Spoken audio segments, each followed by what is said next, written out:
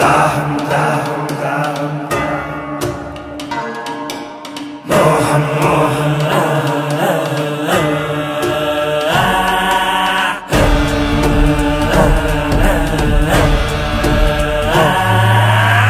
దాహం దాహం అధికార దాహం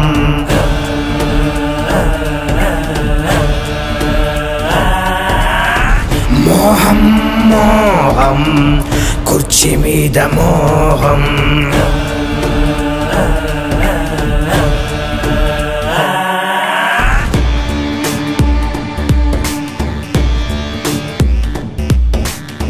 మరిచింది రక్త సంబంధం ఆరింది పులివెందుల దీపం పెరిగింది క్రోధం ఇది జగన్నాథ వ్యూహం ఇది బయటకి రాని చక్రవ్యూహం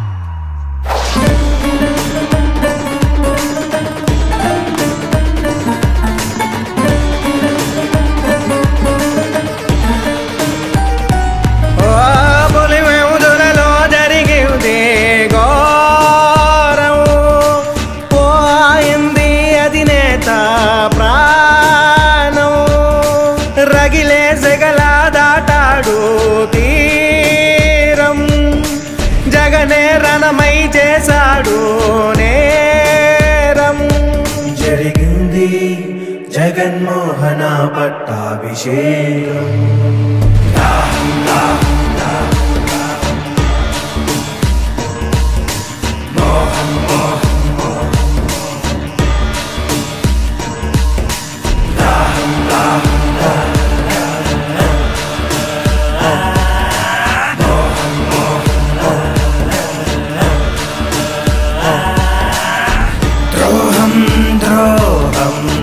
విశ్వాసద్రోహం మదనం మదనం తెర వెనక మరణం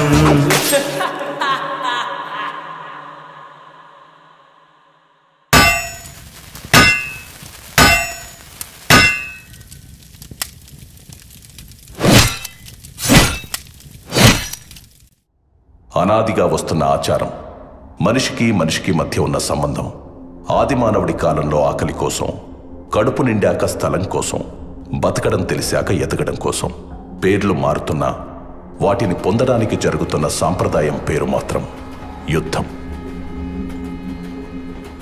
ఓసారి రాయలసీమ ప్రాంతంలో జనం దైవ సమానంగా కొలిచే ఓ రాజు.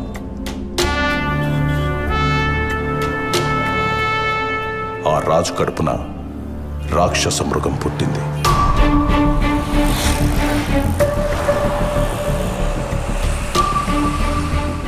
అది అధికార కాంక్షతో రగిలిపోతూ మంచి చెడు మర్చిపోయి తన మన భేదం లేకుండా మారణ హోమాన్ని తలపించే భీకర యుద్ధాన్ని సృష్టించి ఎదగడం ప్రారంభించింది. ఈ కథ మీకు అర్థం కావాలంటే ముందు మీకు పాత్రధారుల గురించి తెలియాలి. ఇది మన కథానాయకుడి వంశవృక్షం.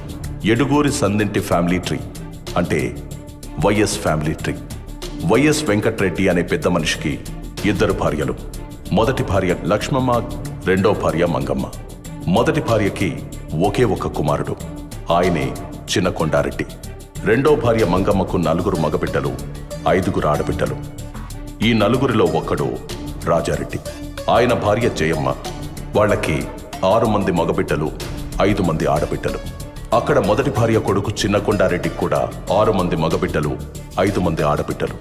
ఇప్పుడు మన కథకి సంబంధించినట్టు రాజారెడ్డి కొడుకుల్లో ఒకరు ఆంధ్రప్రదేశ్ గర్వం రాజశేఖర్ రెడ్డి, ఇంకొకరు ఆయన తమ్ముడు వైఎస్ వివేకానంద రెడ్డి. అక్కడ చిన్న కొండారెడ్డి ఫ్యామిలీ నుంచి మన కథకి సంబంధించినట్టు ఆయన మగబిడ్డల్లో వైఎస్ భాస్కర్ రెడ్డి మరియు ఆడబిడ్డల్లో వైఎస్ సుగుణ.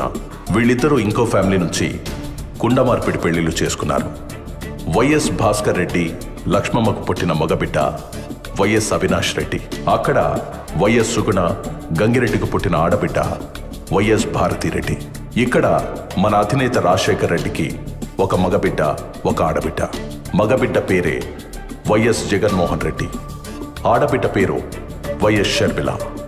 ఆయన తమ్ముడు వైఎస్ వివేకానంద రెడ్డికి ఒక ఆడబిడ్డ, ఆమె పేరే వైఎస్ సునీత. వైఎస్ జగన్మోహన్ రెడ్డికి వైఎస్ భారతిరెడ్డినిచ్చి పెళ్లి చేశారు. వైఎస్ అవినాష్ రెడ్డి భారతికి మేనమామ కొడుకు. ఆయన రాజకీయ భవిష్యత్తు కోసం జరిగిన యుద్ధమే మన ఈ కథ.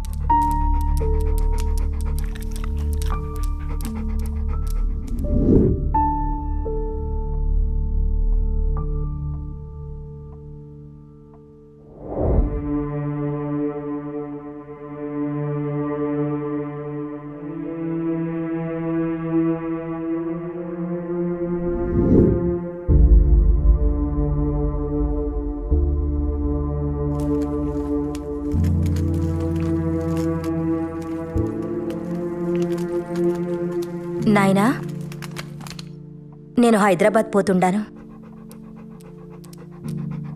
ఇంకో 2 దినాలు ఉండిపోవచ్చుగా తల్లి. నాకు కూడా ఉండాలనే ఉండాది నాయనా, కానీ హాస్పిటల్ నుండి కాల్స్ వస్తుండాయి. పిల్లలు కూడా నా కోసం ఎదురు చూస్తుండారు. సరే తల్లి, హాస్పిటల్ అంటుండా, దాని మీద ఎంతో మంది ప్రాణాలు ఆధారపడి ఉన్నాయి. ఎవరి ఆలస్యం వల్ల వాళ్లకు అన్యాయం జరగకూడదు. పోయిరా తల్లి. ఎక్కువ ఆలోచించి మీ ఆరోగ్యం పాడు చేసుకోకండి. టైంకి మందులు తినండి నాయనా. సరే అయితే పోయొస్తాను నాయనా. ఆశీర్వదించండి. మంచిది, క్షేమంగా పోయిరా తల్లి.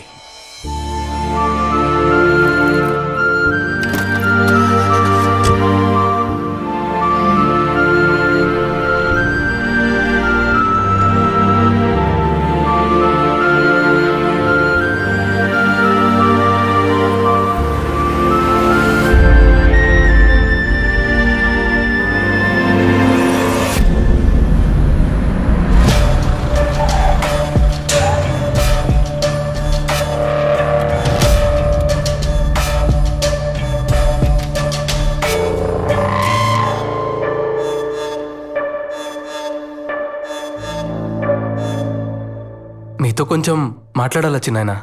రాజకీయమా లేక కుటుంబ విషయమా? రాజకీయమే. అమ్మ ఆడబిడ్డలు లోపలికి పోయి నాకు మాట్లాడుకుందామా? నన్నే వెళ్ళమని నేరుగా చెప్పొచ్చు కదా. నా గురించి వాళ్ళనెందుకు పంపించడం? నాది కూడా ఈ కుటుంబమే. నేను మీలో ఒకటేనని ఏనాడు అనుకోలేదు కదా. ఎప్పుడు వేరుగానే చూస్తారు, వేరుగానే మాట్లాడతారు. అంతా నా కర్మ.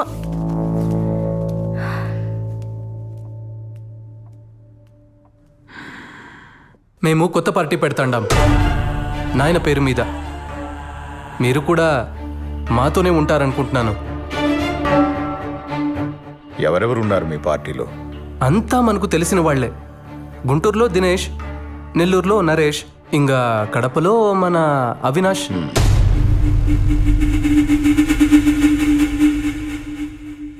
పులివెందుల రాజకీయం రాజారెడ్డి కుటుంబానికి మాత్రమే. ఈడ ఇంకెవడూ అడుగు పెట్టడానికి వీల్లేదు. ఏడున్న మందికి మంచి చేయాలని మేం పడ్డ కష్టం, చేసిన త్యాగం, కన్న కలలు మీకేమీ తెలీదు. తొందరపాటు నిర్ణయాలు తీసుకోకు. ఈ నియోజకవర్గం మన కుటుంబ కిరీటం, మర్చిపోకు. దీని గురించి మనం మళ్ళా అయినా మాట్లాడుకోవచ్చు లేచి నాయన. ఇంకో విషయం, మీ దగ్గరున్న మా నాయన భూమి నాకిస్తే. మీ నాయన భూమా? ఇద్దరం కలిసి అంతా సంపాదించుకున్నాం. నా అన్న నేను వేరువేరని ఎప్పుడూ అనుకోలేదు.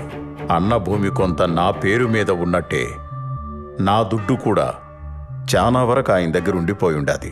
అయితే ఎప్పుడొస్తుంది మా చేతికి ఆ భూమి? ఎవరెవరికి ఏమేం రాసివ్వాలి? షర్మిలకు, విజయమ్మకు ఏం రాసివ్వాలి? నీకేం రాసివ్వాలి చెప్పు. ఇప్పుడే రిజిస్ట్రార్ ఇంటికి పిలిపిద్దాం. అంటే అది ఇప్పుడే ఇచ్చేయమని కాదులే చిన్నాయనా, నువ్వింకా ఉండనివ్వున్నావుగా. మెల్లగా అన్ని చూసుకుందాంలే. మనం పెట్టే కొత్త పార్టీకి నువ్వే పెద్ద దిక్కుగా ఉండాలి చిన్నాయనా. మిగతా చిన్న చిన్న విషయాలు, సీట్లు ఎవరికివ్వాలి, ఎవరిని ఎక్కడ నిలబెట్టాలి అనేవన్నీ నేను చూసుకుంటాను. మరి తొందరలోనే మీటింగ్ పెట్టి అనౌన్స్ చేసేయమంటారా? మీ నాయనకు నాకు రాజకీయ భవిష్యత్ ఇచ్చింది కాంగ్రెస్ పార్టీ. ఆ పార్టీని వదిలి నేనెక్కడికి రాలేను. ఆవిడకి ఎదిరిళ్లే ముందు ఒక్కసారి ఆలోచించుకో. ఎందుకంటే నువ్వు ఎక్కడెక్కడ ఏమేం చేశావో మీ నాయన కన్నా ఆవిడికే బాగా తెలుసు. నీ గతంలో ఉండే ఒక్క పేజీని బయటికి లాగిందంటే నువ్వు కూర్చుని కలగంటున్నది మొత్తం తలకిందులైపోతుంది. మీరు చెప్పిన వాటికల్లా భయపడుతూ ఉంటే ఉండే చోటు నుండి ఒక్క అడుగు కూడా బయటకేయలేం. అన్నిటికీ తెగించే పార్టీ పెడతాండా. అండగా ఉండాలనుకుంటే రండి, లేదంటే వెళ్ళొస్తానండి.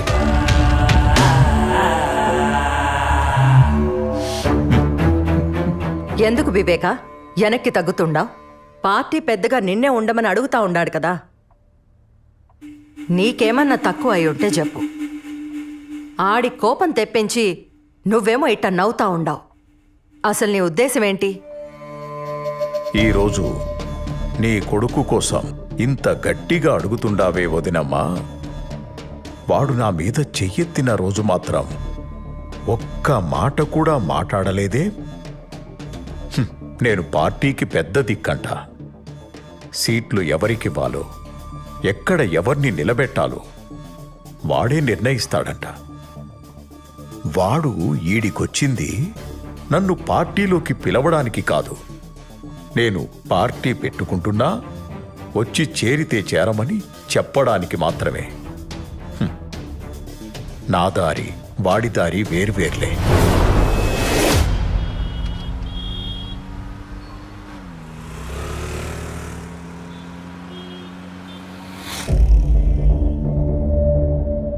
ఆయన నన్నలా లోపలికి పొమ్మంటుంటే నువ్వేం అనలేదే. మీరంతా ఒకటే కదా, నేనే పరాయిదాన్ని. మా వాళ్ల గురించి అన్నేసి మాటలు అంటుంటే కిక్కురు మనకుండా పక్కనే కూర్చున్నావు. అయినా నువ్వేమంటావులే, ఆయన కూడా మీ కుటుంబమే, మీ రక్తమే కదా. నేనే బయటదాన్ని. ఇవన్నీ పోనీ ఆస్తి రాసిస్తానంటే వద్దంటావేంటి? భారతి, అది నా ఆస్తి. నాకు తెలీదా ఎప్పుడు తీసుకోవాలో, ఎలా తీసుకోవాలో? ఆస్తిస్తాడంట అందరికీ కలిపి. అలా అయితే అమ్మ షర్మిలకు వాటాలు పోగా నాకు మిగిలేదేంది? అదిగాక నేను ఆస్తి గురించి అడుగుతా ఉంటే ఆయన నాన్న దగ్గర పెట్టిన దుడ్డు గురించి చెప్తున్నాడు.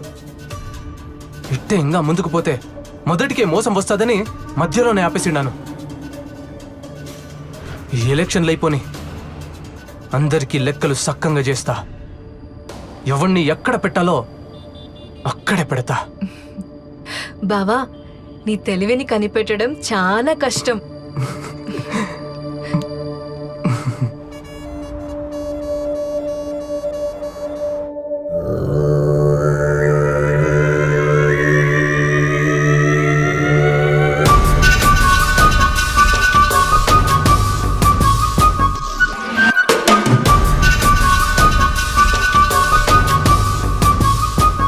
చూడు మామా, మా ఆయన ఆస్తి ఇవ్వమని అడిగితే నానా మాటలన్నీ అని పంపించాడు వీళ్ళ చిన్నాన్న.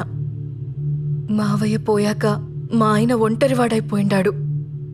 మేమందరం ఉండగా మీ ఆయన ఒంటరివాడు ఎలా అవుతాడు? నువ్వేమీ భయపడకు. జగన్ కండగా మేమున్నాం. ఏది ఏమైనా సరే జగనే సీఎం. ఇది మార్చడానికి ఏ తలాడ్డొచ్చినా తెంచి అవతల పారేస్తాం. నీ ఆస్తి ఆడికి పోదన్నా. ఆ ముసలోడి బేనామిలకు చావు భయం చూపెడితే చాలు, పరుగెత్తుకుంటూ నీ పక్కకొచ్చి చేరతారు. వద్దన్నా వాళ్లంతట వాళ్లే వచ్చి నీ ఆస్తి నీకిచ్చిపోతారు. వివేక పవర్లో ఉండగా నువ్వు చెప్పిన ఏ ప్లాను వర్కౌట్ కాదు. కొట్టినా కోసినా వివేకాను కాదనే దమ్ము ఆ బినామీలకు రాదు. ముందు మీరు పొలిటికల్గా బలపడితేనే ఏమైనా చేయగలరు. ఆయన మనం పెట్టే కొత్త పార్టీలోకి రమ్మంటే రానన్నాడు. అసలు మనం పార్టీ పెట్టడమే ఆయనకి ఇష్టం లేదు. పైగా మనం పార్టీ పెడుతుండా వస్తే వస్తాడు, లేకపోతే ఆయనకు నేనే అపోనెంట్గా నిలబడతాను. అప్పుడు ఆయన ఏం చేస్తాడో నేను చూస్తాను.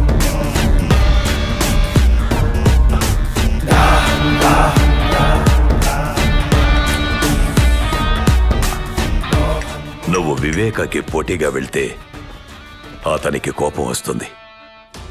వివేక కోపం వాలికొన్న వరం లాంటిది. ఎదురుగా ఎవడున్నా సరే సగం బలం ఇట్టే లాగేసుకుంటాడు. జగనన్న ముందు వివేక ఎంత నాయనా? అయినా ఈ కడప రాజకీయం మనకేమైనా కొత్త? రాష్ట్ర రాజకీయానికి కడప రాజకీయానికి జింక పిల్లకి పెద్ద పులికి ఉన్నంత తేడా ఉంటాది. ఇది తెలియకే ఎంతో మంది నాయకులు చాలా తొందరగా చచ్చిపోయి ఉండారు. మన పెద్ద పులి రాజశేఖర్ రెడ్డి అంతటోడే. కడపలో నెగ్గాలంటే వివేక అవసరమై ఉండాడు. అది స్వయంగా ఆయనే ఒప్పుకున్నాడు. ఇప్పుడేం చేద్దామంటావు? ఏమి చేసినా విజయమే చేయాలా? మా ఆయన వల్లే కాలేదంటే ఆవిడెళ్ళేం చేస్తుంది మామా? వివేకకి విజయం అంటే చాలా గౌరవం. ఆవిడ ఎలక్షన్లో నిలబడతాదంటే వివేక పోటీలో కూడా ఉండడు. దాహం దాహం అధికార దాహం. నియంతలా మారాలని ఒకడి రాజకీయ స్వార్థానికి సాయంగా దాన్ని మరింత బలంగా మార్చే దిశగా కొన్ని శక్తులు పనిచేయసాగాయి.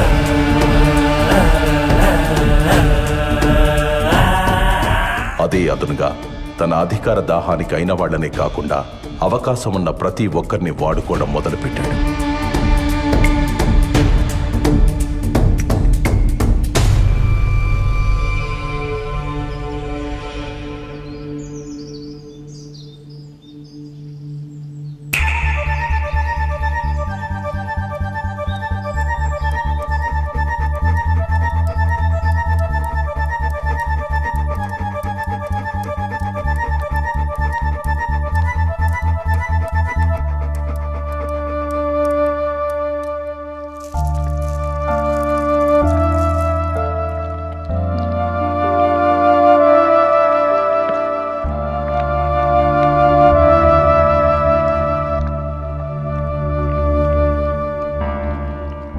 ఏంటి వదినమ్మా ఇలా సడన్గా వచ్చారు? ఏదైనా మాట్లాడాలా? వివేక, ఆయన చనిపోయాక నువ్వు చాలా మారిపోయి ఉండావప్పా. ఆస్తి గురించి వస్తే కొడుక్కి షర్మిలకి నాకు సపరేట్గా ఇస్తానని చెప్పుండావు. జగన్ మనసు ఎంత బాధపడుండాదో తెలుసా? మాలో మాకే నువ్వు గొడవ పెట్టబోతుండావు. ఈరోజు నేను మీకో దుర్మార్గుడిలా కనిపిస్తుండానేమో, కానీ నా మాట మాత్రం మీరు మర్చిపోగాకండి. ఏదో ఒకరోజు మిమ్మల్ని ఇద్దరినీ ఆ జగన్ భారతి రోడ్డు మీద నిలబెడతారు.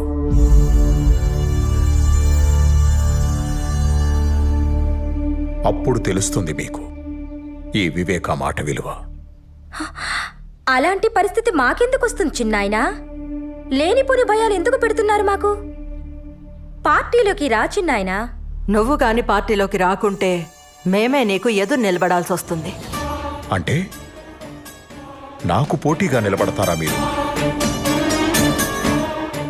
ఇది చెప్పిరమ్మని పంపినాడా జగన్ మిమ్మల్ని?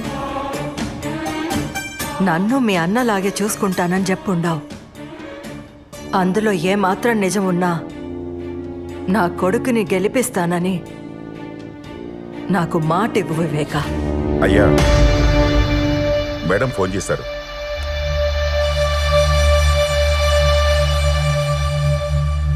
Hello madam. नमस्ते विवेक जी। आपने वादा किया था कि आप पार्टी के प्रति वफादार रहेंगे। इस वादे को निभाते हुए इस बार आपको कांग्रेस पार्टी के लिए पुलिवेंदला से चुनाव लड़नी होगी। अगर आप हमारे साथ खड़े रहोगे तो हमें बेहद खुशी होगी। विवेका जी, आप सुन रहे हो? विवेका जी,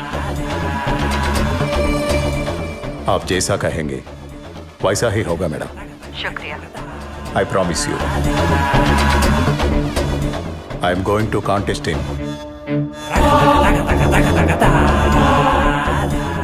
Pulivendula constituency. Okay, madam. Thank you.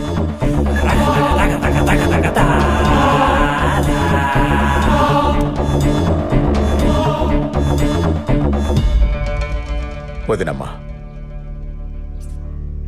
కాంగ్రెస్కి ఇచ్చిన మాట వెనక్కి తీసుకోలేను.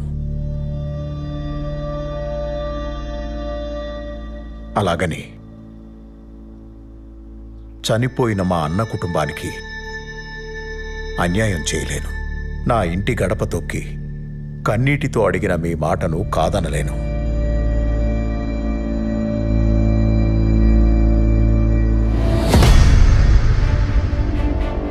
మీకు నేను మాటిస్తున్నాను,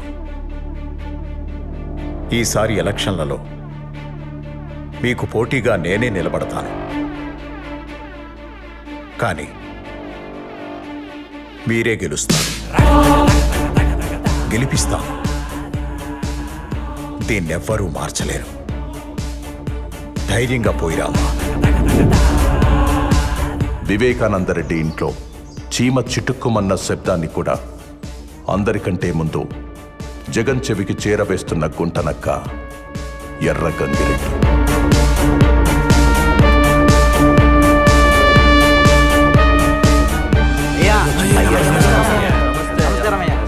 అయ్యా, మీరట కాలు మీద కాలేసుకొని కూర్చోండి. ఈసారి కూడా గెలుపు మనదే. అయ్యా, ఈసారి ఒక్క ఓటు కూడా అటు ఇటు పోదు, గెలుపు మనదే. అందరికీ నమస్కారం. ఈసారి నేను పోటీలో మాత్రమే ఉంటాను, కానీ విజయం మే ఎలక్షన్లో గెలవాలి. అయ్యా, ఏం మాట్లాడుతున్నారు? మధ్యలో ఇంకెవరూ మాట్లాడకండి. వదినకు నేను మాటిచ్చాను. ఎవరూ భయపడకండి. మీకు కూడా మాటిస్తున్నాను. నాకు అధికారం ఉన్నా లేకున్నా నేనెప్పుడూ మీతోనే ఉంటాను. పోయిరండి. పులివెందుల బై ఎలక్షన్ లో కాంగ్రెస్ అభ్యర్థి వైఎస్ వివేకానందరెడ్డిపై వైఎస్ఆర్పీ అభ్యర్థి విజయమ్మ భారీ మెజార్టీతో గెలుపొందారు. ఈ విజయంతో ఆంధ్రప్రదేశ్ లో మరొక ప్రాంతీయ పార్టీ సంచలనం సృష్టించింది.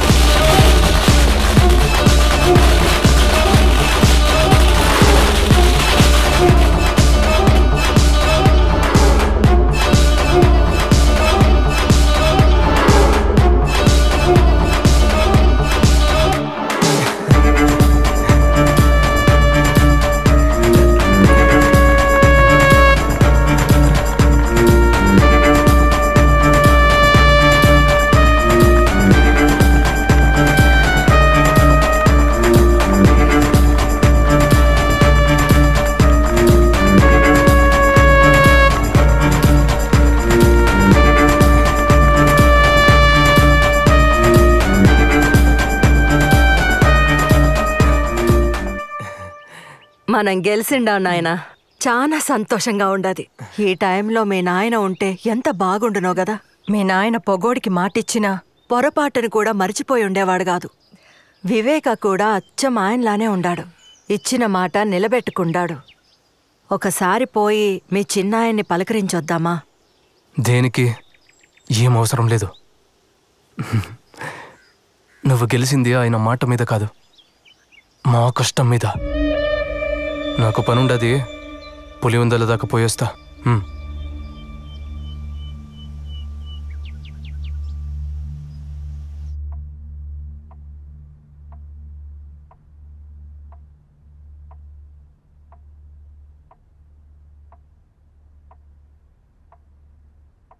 అన్నా, మనం ఇప్పుడు పవర్లో ఉండాం కదన్నా.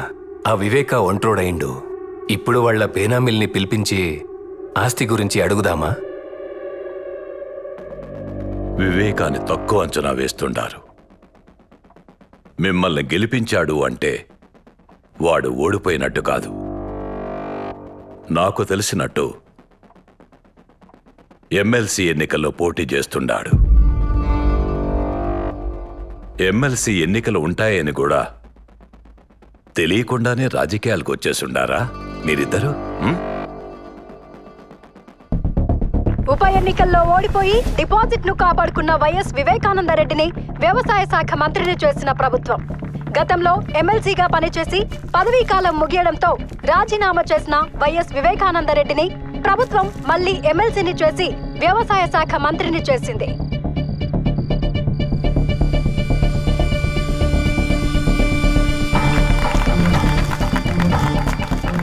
చెప్పండి కృష్ణమోహన్ రెడ్డి గారు.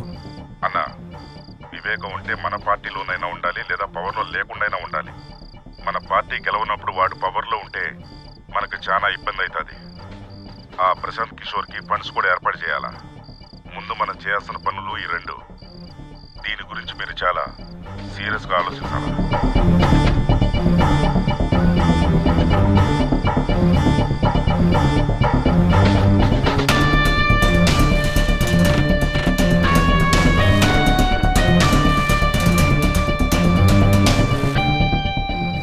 రెండు 2014 ఎలక్షన్ తర్వాత ఆంధ్రప్రదేశ్ రాష్ట్రంలో కాంగ్రెస్ కనపడకుండా పోయింది. అప్పుడు మనోడు మళ్లీ ఆట మొదలు పెట్టాడు.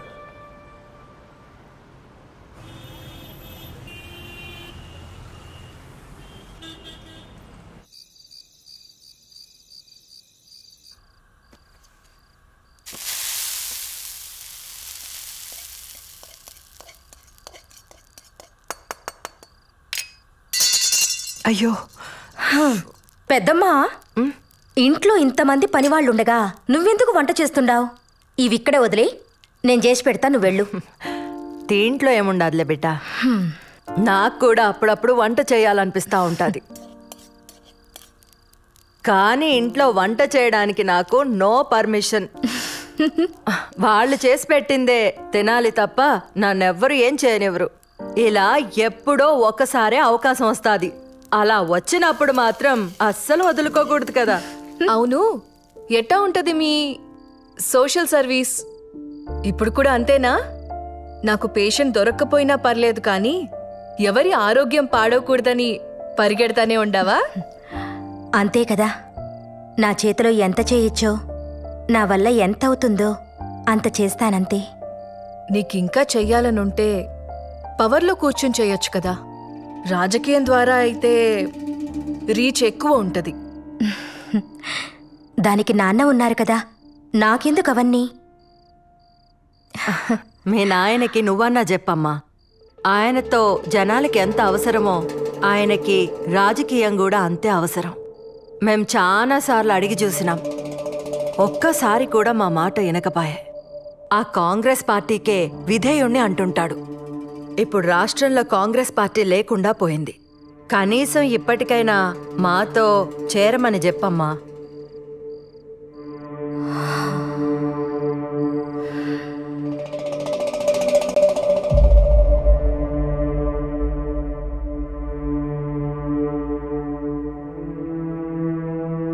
నాకు మరొక దారి లేదంటుండావా వదినా?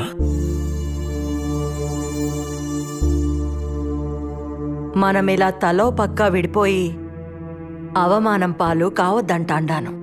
ఆలోచించు వివేక. అందరం కలిసుంటేనే కదా కుటుంబానికి గౌరవం, బలం ఉంటుంది కదా. నువ్వొక్కడివే ఇలా ఏం చేస్తావు చిన్నాయనా? నువ్వు పార్టీలో ఉంటే నీ పక్కన బలం ఉంటాది. ఎప్పుడూ నాకు ఒంటరిగా పోరాడడం అలవాటై ఉండాది. నన్ను నమ్ముకున్న వాళ్ళకి కాస్త సాయంగా ఉంటే అదే చాలు.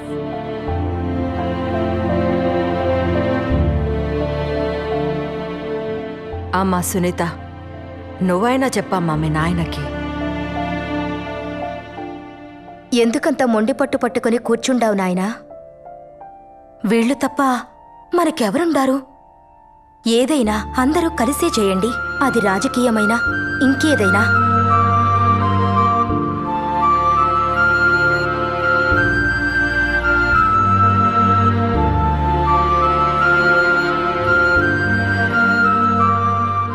సరే వినండి, మీరన్నట్టే కానియండి.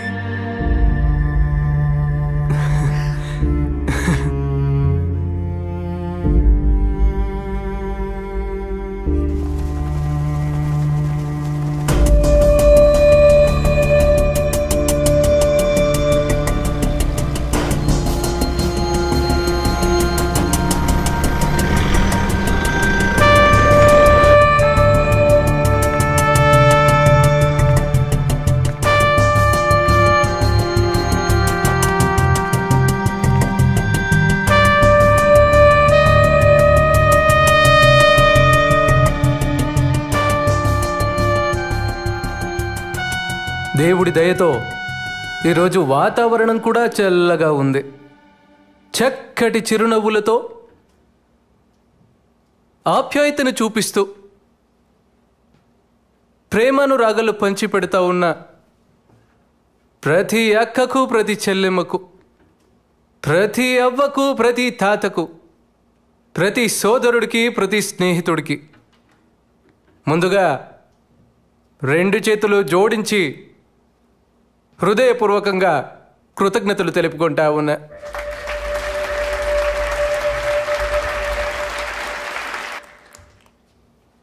తెలుగు వారి గుండెల్లో, తెలుగు రైతుల గుండెల్లో ఎప్పటికీ నిలిచిపోయే ఒక మహా వ్యక్తి, ఓ మంచి మనిషి వైఎస్ఆర్ గారు, నాన్నగారు. దానితో పాటు నాన్నగారు లేని లోటుని మా చిన్నాయన వివేకానంద రెడ్డి గారు తీర్చుతున్నారు.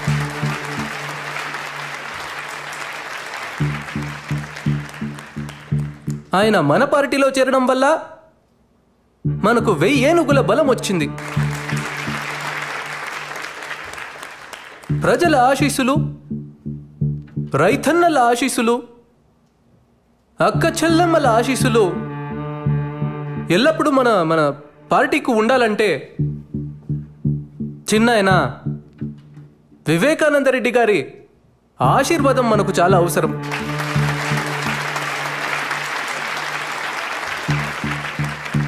ఇప్పుడు మన పార్టీ గురించి, మన కర్తవ్యాల గురించి చిన్నాయన మీకందరికీ తెలియజేస్తాడు. ఈ 2 మాటలు చెప్పి నేను సెలవు తీసుకుంటా ఉన్నా. మా అన్న రాజశేఖర్ రెడ్డి బిడ్డ మన వైఎస్ జగన్ మంచి ఉద్దేశంతో పార్టీ పెట్టుండాడు. రైతులందరికీ అలాగే పేదలకు మంచి చేయాలని ఈ పార్టీ పెట్టుండాడు. ఈ పార్టీకి మా సపోర్టే కాదు, మీ అందరి సపోర్టు కావాలి. మీ అందరూ మీ జగనన్నని గెలిపించండి. నమస్కారం.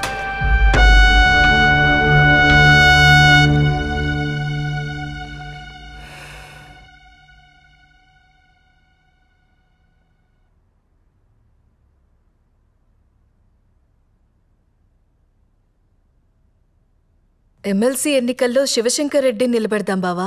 ఆయన మనకి ఎంతో సహాయం చేశారు కదా. బాబాయ్ నిలబడుతున్నాడు కదా. ఆయన కోసం మనకు సాయం చేసిన వారిని మర్చిపోతామా? ఆయన మనకు విలువ ఇవ్వనప్పుడు వీళ్లే కదండి మన పక్కన నిలబడ్డారు. భారతి నీకు అసలు... సరే వదిలే భారతి. ఇప్పుడు అన్న ఎలా చెప్పితే అలా చేద్దామంతే. ఏదో సీటుకి ఆశపడి మిమ్మల్ని అడిగాం. దీనివల్ల అన్నకు బాధ అయితే మనకి సీట్ వద్దు. బాబాయిని ఇప్పుడు వద్దంటే అపోజిషన్కి వెళ్ళిపోతాడు. తర్వాత మన పక్కలో బల్లెమై కూర్చుంటాడు. ఇప్పుడే మన పరిస్థితి ఇలా ఉంటే ఇంకా ఆయన పవర్లో ఉంటే మన పరిస్థితి ఏందో ఆలోచించినారా? అయితే ఇప్పుడు ఏం చేద్దామంటావు? ఇంతకు ముందు వివేక వేసిన ప్లాన్ ఈసారి మనం వేద్దాం. ఆయన్ని ఎమ్మెల్సీగా నిలబెడదాం. కానీ గెలవడు. పవర్లో లేని వివేక కాన్ఫిడెన్స్ తగ్గిపోయి కామ్గా ఉంటాడు. తరువాత ఎలక్షన్స్లో మనం చేయాల్సింది చేద్దాం.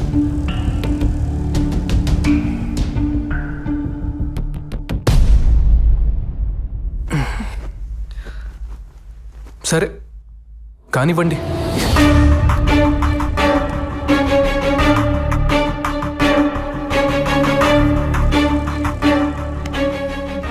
ఇలా ఈ ముగ్గురు కలిసి ఎమ్మెల్సీ ఎన్నికల్లో వివేకాన్ని ఓడించడానికి ఉన్న అన్ని ప్రయత్నాలు చేస్తూ సకల విధాలా కష్టపడి సమిష్టి కృషి చేశారు.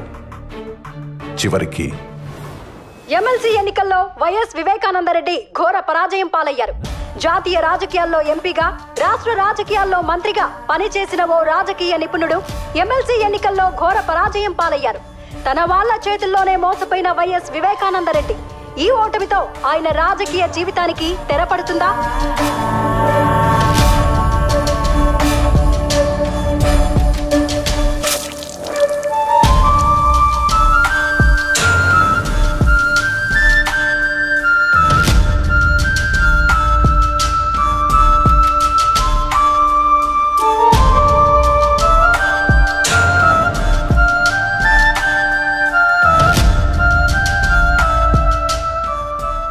దశాబ్దాల రాజకీయ జీవితంలో వివేకాకు ఈ ఓటమి అతిపెద్ద అవమానమైంది. దీని గురించి చాలా ఆలోచించారు.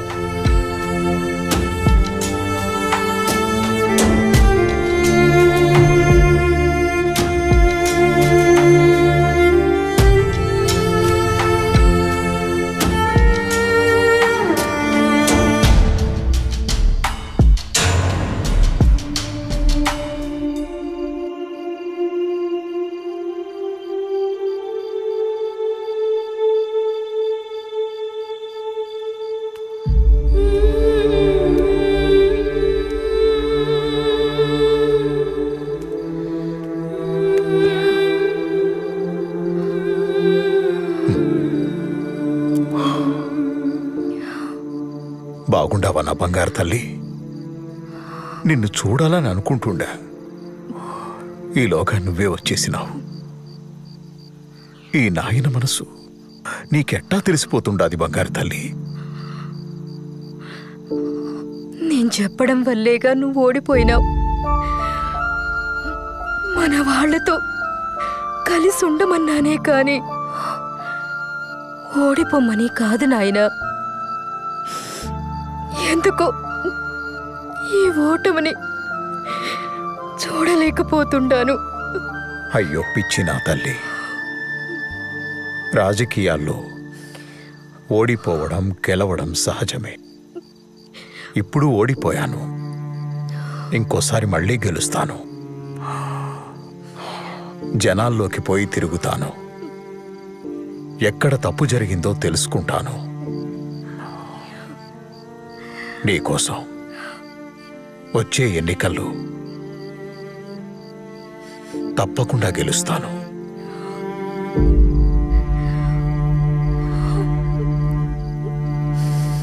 ఎక్కడ తప్పు జరిగిందని తెలుసుకోవడానికి తన ప్రయత్నాలు మొదలుపెట్టాడు.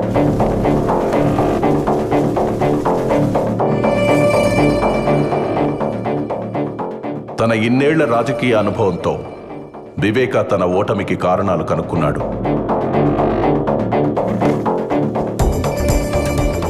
వచ్చే ఎన్నికల్లో గెలుపుకు సర్వం సిద్ధం చేశాడు. తన మానసిక స్థితిని సరిచేసుకోవడంతో పాటు పార్టీ పెత్తనాన్ని కూడా తన చేతుల్లోకి తీసుకున్నాడు. పులివెందుల రాజకీయంపై తమ ఆధిపత్య పరంపర కొనసాగనివ్వడం కోసం యువ నాయకుడిలా యాక్టివ్గా ఉంటూ అన్ని విధాలుగా ఎఫర్ట్ పెడుతూ రగిలే ఓ బడబాగ్నిలా దూసుకొస్తున్న వివేక తన ఇంటి నుండి కారు మబ్బు కమ్ముకొస్తుందనే విషయాన్ని తెలుసుకోలేకపోయాడు.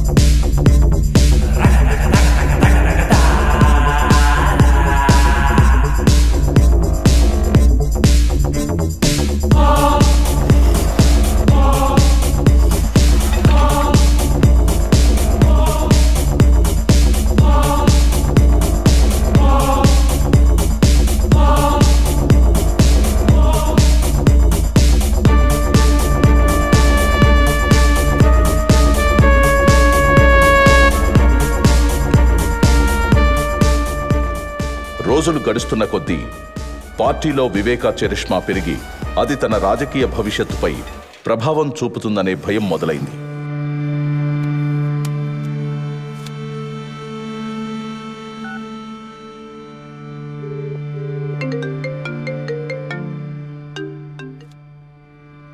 చెప్ప అవినాష్, నువ్వే ఏదో ఒకటి చేయాలి భారతి. లేకపోతే ఈయన మనల్ని రాజకీయం నుంచి శాశ్వతంగా దూరం చేసేస్తాడేమో. నువ్వేం కంగారు పడుకు, నేను చూసుకుంటాను. జగన్తో నేను మాట్లాడతాను.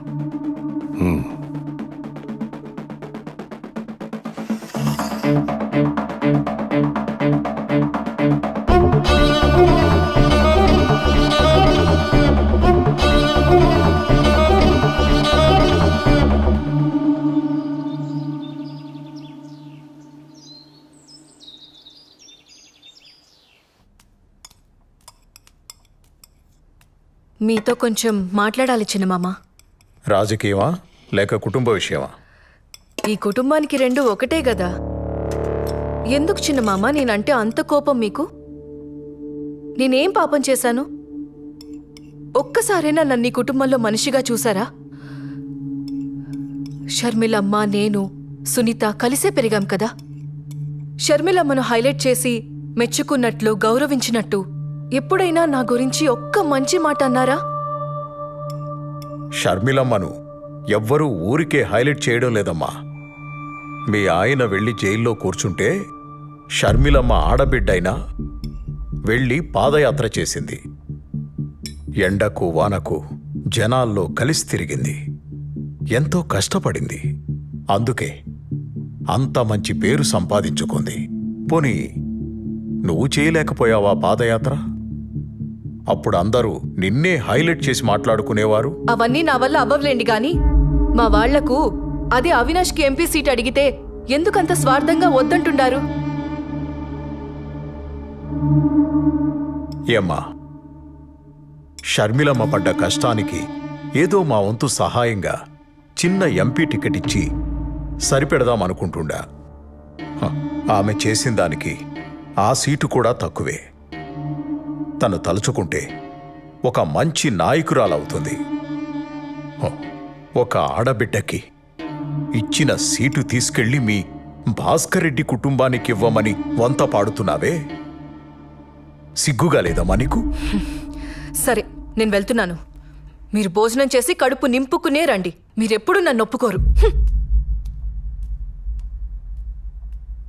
షర్మిలమ్మ కడప ఎంపీ ఏంది? నేను మీకు ముందే చెప్పుండాను, పులివెందుల రాజకీయాలు రాజారెడ్డి కుటుంబానివి మాత్రమే. ఆ అవినాష్ని జమ్మల మడుగులో నిలబడమను నేనే క్యాంపెయిన్ చేసి గెలిపించుకుంటాను.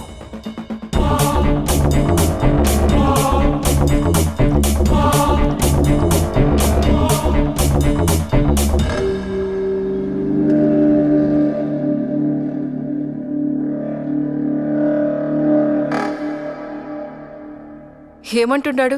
మా వాడికి సీట్ ఇవ్వడు, అంతే కదా? వదిలే భారతి, మేం మీతో ఉండేది సీటు కోసం కాదు, జగనన్న మీదున్న ప్రేమతో. అన్నా, నీకు కష్టం వచ్చినప్పుడు మా చేతనైంది చేసిండాం.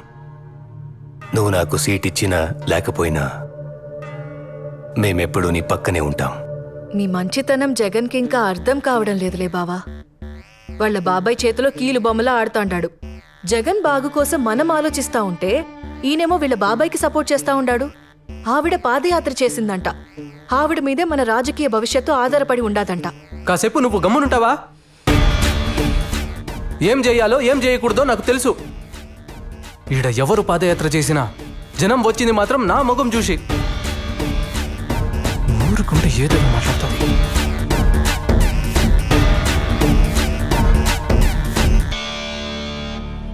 ఎలా ఉన్నారు చిన్నాయన? సడన్ గా పిలిచినారు? షర్మిలమ్మ, కడప ఎంపీగా నువ్వే నిలబడుతుంటావు. చిన్నాయన, అన్న చెప్పారు కదా ఆ సీటుని అవినాష్కి ఇస్తున్నారని. మరి నీ సంగతి ఏంటి తల్లి? నాదేముంది, మనది పార్టీ, మనది జెండా. అయినా అన్న ఇప్పుడు నాకేం తక్కువ చేస్తున్నాడు? అది కాదు తల్లి, పార్టీ మనదనుకోవడం వేరు, పార్టీ పవర్లో మనం ఉండడం వేరు తల్లి. నాకేం తెలుసు చిన్నాయన ఈ రాజకీయాలన్నీ? నీకేమీ తెలియకుండానే పాదయాత్ర చేసినావా? జైల్లో ఉన్న మీ అన్నని జనాలు నమ్మేటట్టు చేసినావా? వాడి మీద పడ్డ మచ్చని చెడ్డ పేరుని పోయేలా చేసినావా? అసలు పార్టీకి ఇన్ని సీట్లు రావడానికి, ఇంత నమ్మకం ఉండడానికి అది నీ పాదయాత్ర ఫలితం తల్లి. నా అన్న రాజశేఖర్ రెడ్డి బిడ్డగా జనం వాడిని చూడడం. పాదయాత్ర ఎవరు చేసినా జనం వచ్చింది మాత్రం వాడి మొహం చూసనుకుంటున్నాడు. ఎప్పటికైనా వాడికి సరిపోటి నువ్వే తల్లి. నీకు రాజకీయం తెలియకే, అది నీ రక్తంలోనే ఉండాది. మనం అనుకుని నిలబడతాననుకుంటే అన్న బాధపడతాడు చిన్నాయన. అన్న నుంచి ఈ మాట వస్తే ఖచ్చితంగా నిలబడతాను. షర్మిలమ్మ, నేను బతికుండగా నీకో దారి చూపాలనుకుంటున్నాను. మీ నాయనకు కూడా తెలుసు జగన్ ఎలాంటివాడో. అందుకే వాణ్ణి ఎక్కడ ఉంచాలో అక్కడే ఉంచాడు. అది నీకు తెలిసేపాటికి నేను ఉంటానో లేదో తెలీదు. అన్నీ నీకు అర్థం కావలసిన టైంకి అర్థమవుతాయి. ఇప్పుడు నా మాటకు నువ్వెదురు చెప్పకుండా కడపకు ఎంపీగా నామినేషన్ వేయడానికి నువ్వు సిద్ధంగా ఉండు తల్లి.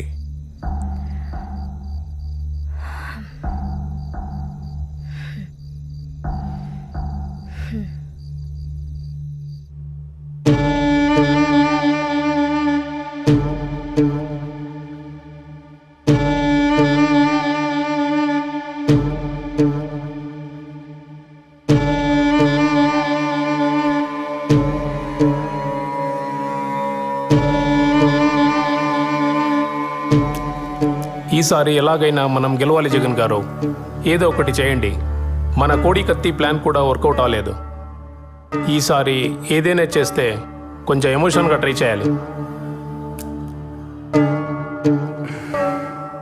ఏం చేద్దాం మరి? మీరే చెప్పండి. దాన్ని మీరు మాట్లాడుకోండి. మిగతాది గ్రౌండ్ రిపోర్ట్ వచ్చినాక మనం మళ్ళీ కలుద్దాం. Some emotional things has to happen. చూడండి, ఇది మాత్రము గట్టిగా గుర్తుపెట్టుకోండి. వస్తాను.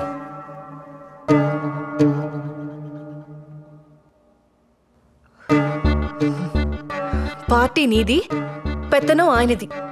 నీకింకెలా చెప్తే అర్థమవుతుందో కూడా నాకు తెలియడం లేదు. ఈ విషయంలో జగన్ ఏం చేయడు. మీరైనా ఏదో ఒకటి చేయొచ్చు కదా అవినాష్ బావా. అన్నని ఒక్క మాట చెప్పమని చెప్పు చాలు. అన్న కోసం ఏదైనా చేస్తాను. వివేక సార్లాగా సొంత నిర్ణయాలు నేను తీసుకోను. అన్న మాటకు నేను కట్టుబడి ఉంటాను. అన్న వెంటే ఉంటాను. బావుంది. మీరు మీ అన్న మాట వింటారు, ఆయన వాళ్ళ బాబాయ్ మాట వింటారు. ఇదిలాగే ఉంటే ఏదో ఒక రోజు షర్మిలమ్మని సీఎం చేసేస్తాడు. అప్పుడు మనమందరం కలిసి అడుక్కు తిందాం. సరే, ఈ మాటలని ఎందుకో, ముందు ఏం చేయాలో అది చూడండి. పీకే చెప్పాడు కదా సింపతి వర్కౌట్ అవ్వాలని. అన్నా, ఇది చాలా కష్టమైన పనన్నా. నీకోసం ఎంత కష్టమైనా భరిస్తాను, కానీ అడ్డుంది పెద్ద నీడ. ఇంతకంటే పెద్ద నీడల్నే. చూడు, నీకు కావలసిన సపోర్ట్, ఇన్ఫ్లుయెన్స్ నేను చూసుకుంటాను. నువ్వేం చేయాలనుకున్నావో చేసేయి. సరే అన్నా, అయితే మనకున్న అడ్డుని శాశ్వతంగా తొలగించేస్తానన్నా. నీకు రాజకీయ భిక్ష పెట్టుండాను. ఆ కృతజ్ఞతను చూపెట్టే సమయం ఇది. నువ్వేం చేయాలనుకున్నావో చేయి. నేను సీఎం అవ్వాలి, అంతే.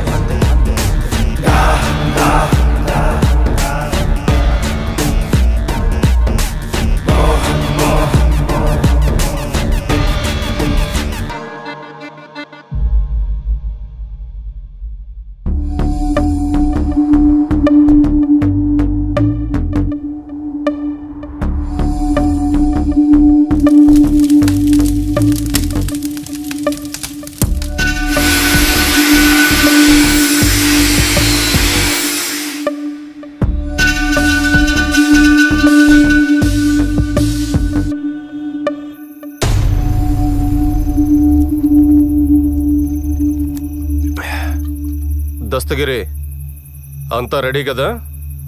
ఎంత తాగుతా ఉన్నా భయం పోవడం లేదన్నా. నిండా మునిగినాక సలేంద్ర ఇంత దూరం వచ్చినాక తిరిగి వెనక్కి తగ్గుతావా ఏంది? అన్నా అస్సలు మొత్తం ప్లానింగ్ లో నా పేరుని నీ కాడికి తెచ్చినోడు ఎవడన్నా?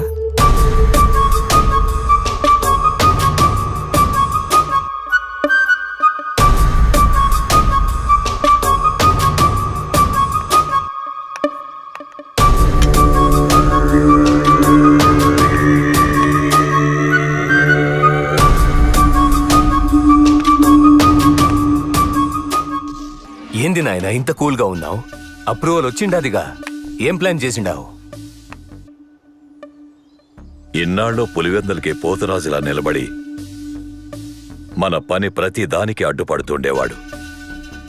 ఇప్పుడు ఆ పోతురాజుని పులివెందల నుండి నేరుగా పైకి పంపిస్తున్నా.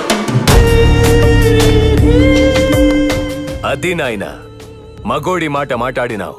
ఇంతకీ ఎలా చేపిస్తుండావు? ఎవరితో చేపిస్తుండావు? ఇది చేయడానికి బయట వాళ్ళని తీసుకొచ్చినా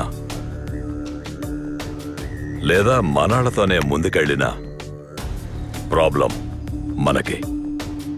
ఇంకా మనాళ్లలో వివేకాన్ని చంపే మగాడు ఎవడైనా ఉండాడనుకుంటున్నారా? ఒకవేళ చంపినా ధైర్యంగా తిరగలేక దొరికిపోతాడు. ఇది సక్కంగా అనుకున్నది అనుకున్నట్టుగా అవ్వాలంటే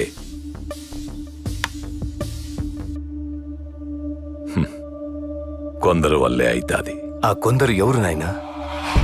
ఒకటి, ఆయన గురించి అంతా తెలిసే ఉండాలా, ఆయన పక్కనే ఉండాలా, ఆయన మీద పగ పీకల దాకా ఉండాలా. అలాంటోడికి దుడ్డు అవసరం, దండిగా ఉండాలా. అలాంటోళ్ళు మనకి ఏడ దొరుకుతారో? ఏడా వెతకనవసరం లేదు, అందరూ మన చేతుల్లోనే ఉండారు. మొదటివాడు ఆయనతోనే తిరుగుతా మనకు సాయం చేసే ఎర్ర గంగిరెడ్డి. బెంగళూరు సెటిల్మెంట్లో వివేక గంగిరెడ్డి వాటాను కూడా వాళ్ళకే ఇచ్చేసి మంచి పేరు తెచ్చుకున్నాడు. ఈడేమో ఆయన మీద పగ పెంచుకున్నాడు. ఇక రెండోవాడు దస్తగిరి. వివేక వీడిని నానా మాటలని అందరి ముందు అవమానం చేసి బయటకు తోసేసి ఉంటాడు. ఇప్పుడు వీడికి వివేక మీద కోపం ఉంది, దుడ్డు అవసరం ఉండాది. వీళ్లతో పాటు మన సునీల్ యాదవ్, ఉమాశంకర్ రెడ్డి, నేను కూడా ఉంటాను. దస్తగిరిని దారిలోకి తెచ్చి మిగిలినంత సునీల్ యాదవ్ చూసుకుంటాడు. ప్రేమ చూపినారు, అయిన వాళ్ళే వెన్నుపోటు పొడిచినారు, కుట్ర పొందినారు, విషము చిందినారు, కలియుగా నాశకులై చేరినారు. నమ్మించి మోసం చేసే వాళ్ళ అస్త్రం ఇది, ఆ నలుగురి కుట్రం.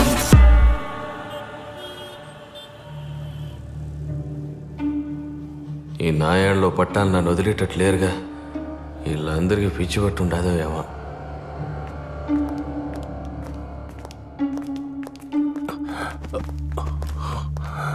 కూర్చోండి కూర్చోండి. నమస్తే సార్. మీరు అటు కూర్చోండి. ఏం దస్తగిరి, ఎన్నాళ్ళనిట్ట కారు నడుపుకుంటూ బతుకుతావు? లైఫ్లో ఎదిగే ఆలోచనలు ఏమైనా ఉండాయా? నాకేం వచ్చన్నా డ్రైవింగ్ తప్ప. నీ లైఫ్ సెట్ అయిపోయే పని చెప్తా, చేస్తావా? ఈ పనికి నువ్వేం భయపడాల్సిన అవసరం లేదు. మేమందరం నీ అనుకుంటాం, నీ మీద ఈగ కూడా వాలకుండా చూసుకుంటాం. వివేక తల మీద 45 crores ఉండాది. నీ వాటా 5 crores వస్తుంది. ఎక్కువగా ఆలోచించుకో. మాకు ఈ పని చేసి పెట్టినావంటే చాలు, నీ దశ తిరిగిపోతుందిరా.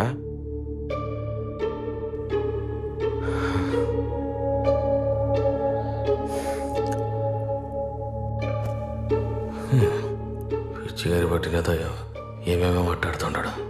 సునీల్, ఆడి పని చేస్తాడంటావా? మరేంటాడు మాట్లాడుతూ ఉంటే మధ్యలో లేసి వెళ్ళిపోతా ఉన్నాడు? ఆడిని నేను ఒప్పిస్తానన్నా. ఏమి ఆడంత బతిమాలుకోవాలనా? ఆడు లేకపోతే మనం ఈ పని చేయలేమా? చెయ్యలేము.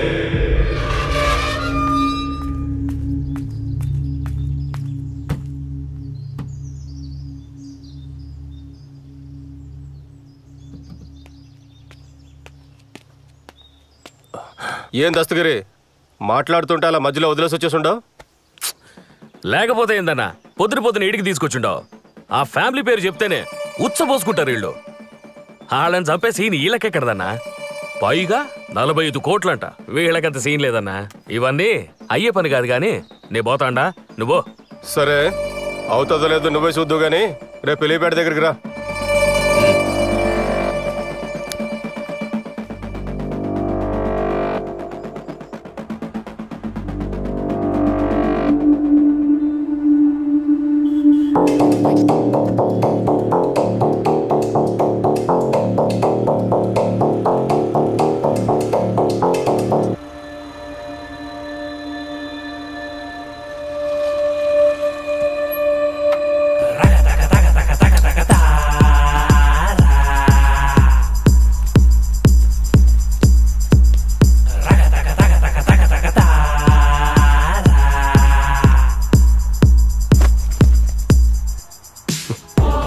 చూసుండవా? ఇప్పుడే ₹1 చేతికొచ్చి ఉండదు. పని అయినాక మిగతాది కూడా వచ్చి చేరుతుంది. అందులో ఒక 25 లక్షలు నాకు ఇవ్వు, మెల్లగా నీకు తిరిగి ఇచ్చేస్తాను. సరేనా, మీరెట్లా చెప్తే అట్లా. అదృష్టం అంటే ఇదేరా. నిన్నటి దాకా నేను పోస్తే గానీ నువ్వు మందు తాగేటోడివి కాదు. ఈరోజు నాకే అప్పిచ్చే స్థాయికి వచ్చేసినావు. లైఫ్లో ఎదగాలంటే అప్పుడప్పుడు ఇట్లాంటి రిస్క్ తీసుకోవాలబ్బా. ఇప్పుడు చెప్పు, వాళ్ళకంత సీన్ ఉండదో లేదో? అన్నా, ఈ పని నేను ధైర్యంగా చేయాలంటే ముందు నాకెందులో ఆ మెయిన్ హెడ్ ఉండాడో లేదో నాకు తెలియాలి. అది కూడా చూద్దు గానీ రెడీగా ఉండు. సరే పద.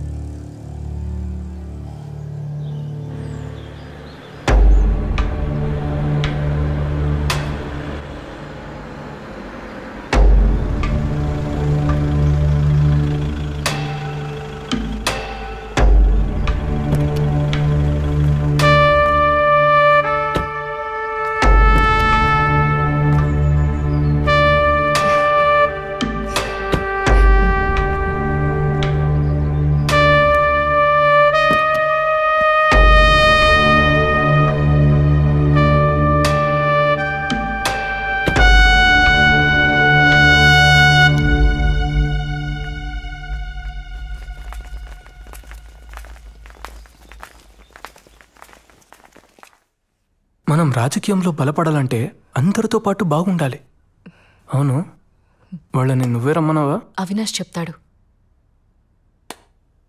అవినాష్ అన్నా, వాళ్ళు చిన్న మనుషులు కదా, ఇక్కడేం చేస్తున్నారు? ఈసారి కొంచెం గట్టిగానే ప్లాన్ చేశామన్నా. ఈ దెబ్బతో మన సమస్యలన్నీ తీరిపోతాది. ఆ పీకే చెప్పినట్టు జనాల్లో సింపతి క్రియేట్ అవుతుంది. ఏం చేసినా సైలెంట్గా అయిపోవాలి. సరే అన్నా, అసలు ప్లాన్ ఏంటంటే అవన్నీ నాకు అవసరం లేదు. మీరేం చేస్తారో చేయండి. పీకే చెప్పినట్టు సింపతి గట్టిగా వర్కౌట్ అవ్వాలి. జనాలకి మన మీద నమ్మకం రావాలి. దానికోసం మీరు ఎంతవరకైనా వెళ్ళండి.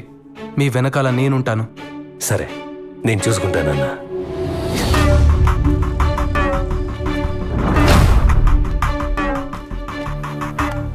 ఏంటయ్యా దస్తగిరి, ఎప్పటికైనా నమ్ముతుంటావా? ఈ పని చేస్తావా? చేస్తానన్నా, నేనే చేస్తాను. అన్నా, నేను మిమ్మల్ని గట్టిగా నమ్ముతా ఉంటానన్నా. ఈ పని నేనే చేస్తానన్నా. అన్నా, వెళ్దామా అన్నా? ఆడ మనకడ్డు ఎవడు లేడు కదా. నైట్ వాచ్మెన్ లేడు, వాని భార్య లేదు. అన్నా, ఆ రంగయ్య గాడేమో ఉట్టి విరికోడు. ఆఖరికి వాడి కుక్క కూడా లేదు. కుక్క అంటే గుర్తొచ్చుండాది. దాన్ని ఎలా చంపేసినారన్నా?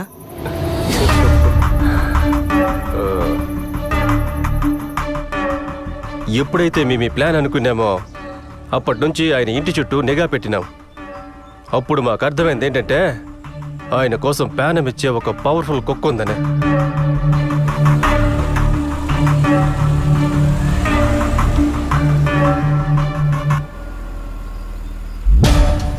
విశ్వాసం లేని బంధువుల కన్నా ఈ పెంచుకున్న కుక్కలే చాలా డేంజర్. దాని ప్యానం పోయినా వివేకాకి ఏం జరగనివ్వదు. దాన్ని చంపేస్తే వివేక ఊపిరి సగం తీసేసినట్టే అనుకున్నాం.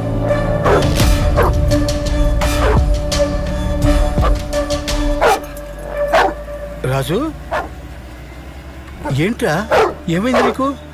ఇంతలా అరుస్తున్నావేంటి? ఏయ్ రాజు, రాజు ఏమైందిరా?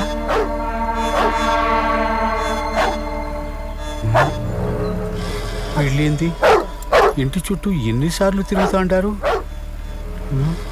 వీళ్ళ వాకం చూస్తే ఇది తేడాగా ఉండదు.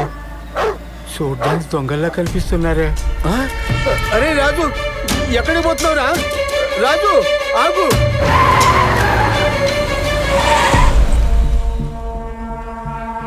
ఈ ఇంట్లో ఉన్న అంతమంది ఒక లెక్క అయితే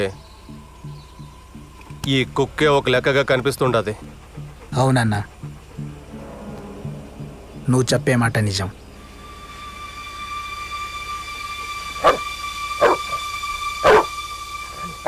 అన్నా, ఇదే కరెక్ట్ టైం అన్నా. బండి ఎక్కించాయి. చంపేయన్నా, చంపేయ్.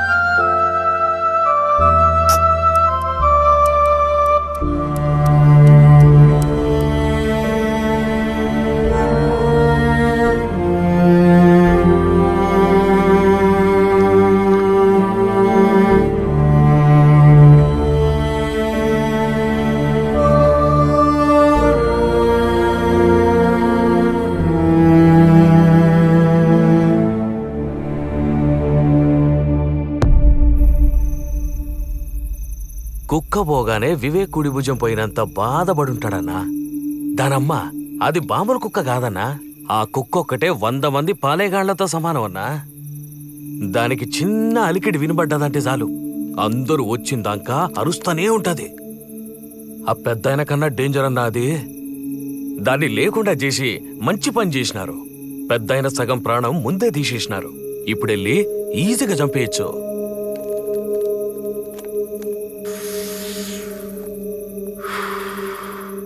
వేయడానికి గొడ్డలి మాత్రం మంచి తెచ్చుండవురా. ఏం మంచిదో పోన్నా. అది చేసేటప్పుడు శంకర్ రెడ్డి అన్న మాటలే గుర్తుకొస్తుంది.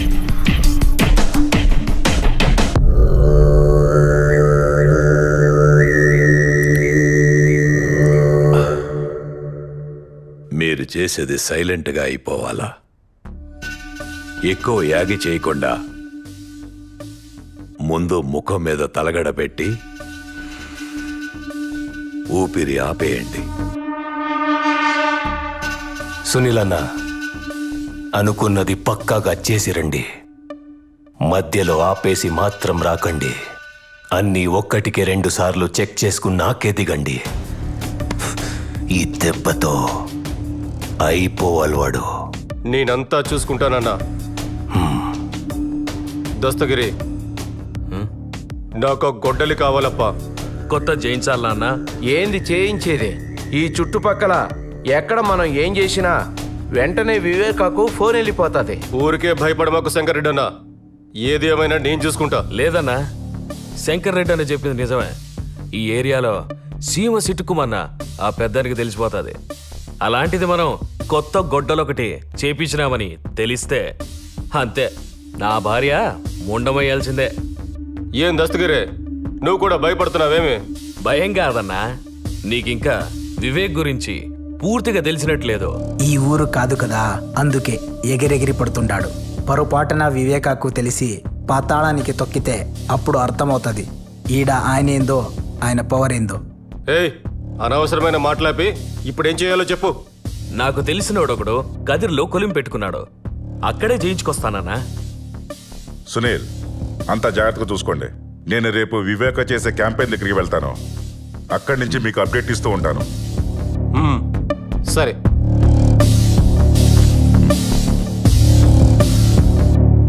Cheers.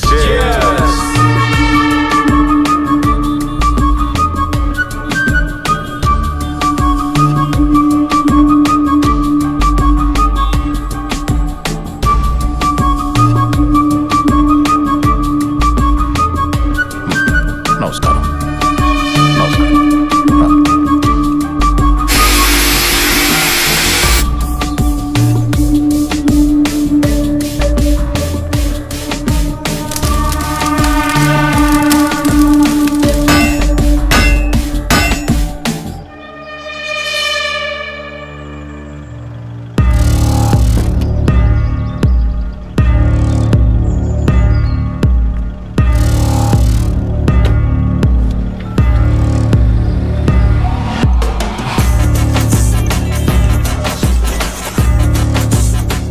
హలో సునీల్, వివేక ఇప్పుడే బయలుదేరినాడు క్యాంపెయిన్ నుంచి. ఓకే, ఇక్కడంతా నేను చూసుకుంటా.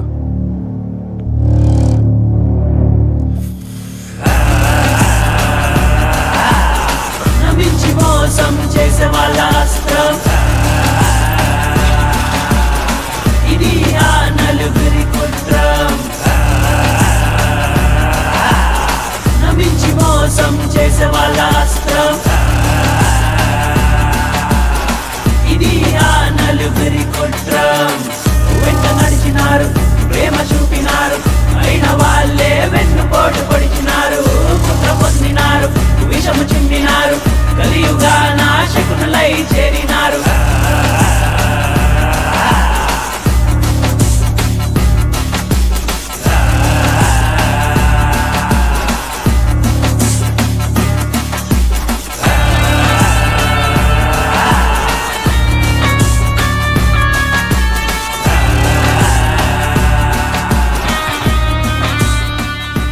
హలో సునీల్, ఏమై ఉండదు? అంతా ఓకేనా? దస్తగిరి కదిలికిపోయినాడు. గొడ్డలు తీసుకొస్తున్నాడు.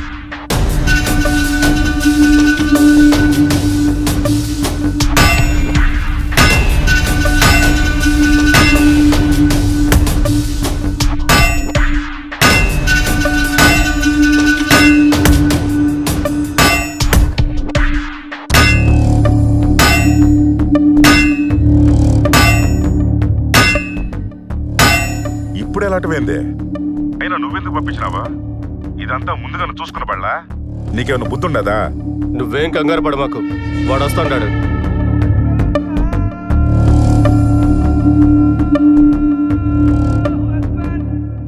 నువ్వు వాడు అప్డేట్ ఇస్తే చాలు. అది కాదు సునీల్. ఛ,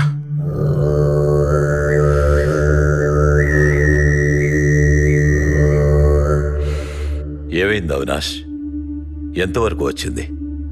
నాయనా, మనోళ్ళు ఆల్రెడీ అక్కడే ఉన్నారు. మనం కాసేపు కామ్గా వెయిట్ చేస్తే వాళ్ళ పని వాళ్ళు చేసుకొని వస్తారు. మీరు రిలాక్స్గా ఉండండి. ఇంతకీ అన్న ఏమంటున్నాడు? నవీన్ ఫోన్కి అప్డేట్స్ ఇవ్వమన్నాడు. జాగ్రత్తగా మెదడు వాడండి. ఏం చేసినా ఊరికే ఒకదానికొకటి చేసుకొని నెత్తి మీదేసుకోబాకండి. నాయనా, ముందు నువ్వు రిలాక్స్గా ఉండు. మిగతాదంతా నేను చూసుకుంటాను.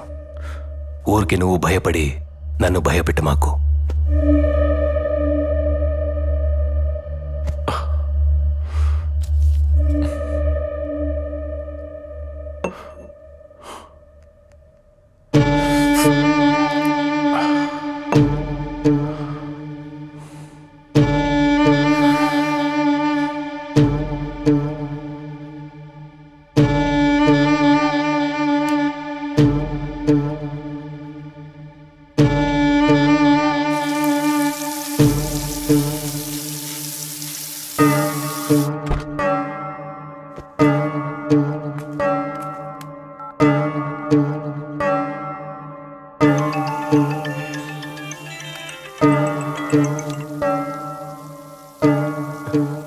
హలో, వచ్చినాడా దస్తగిరి?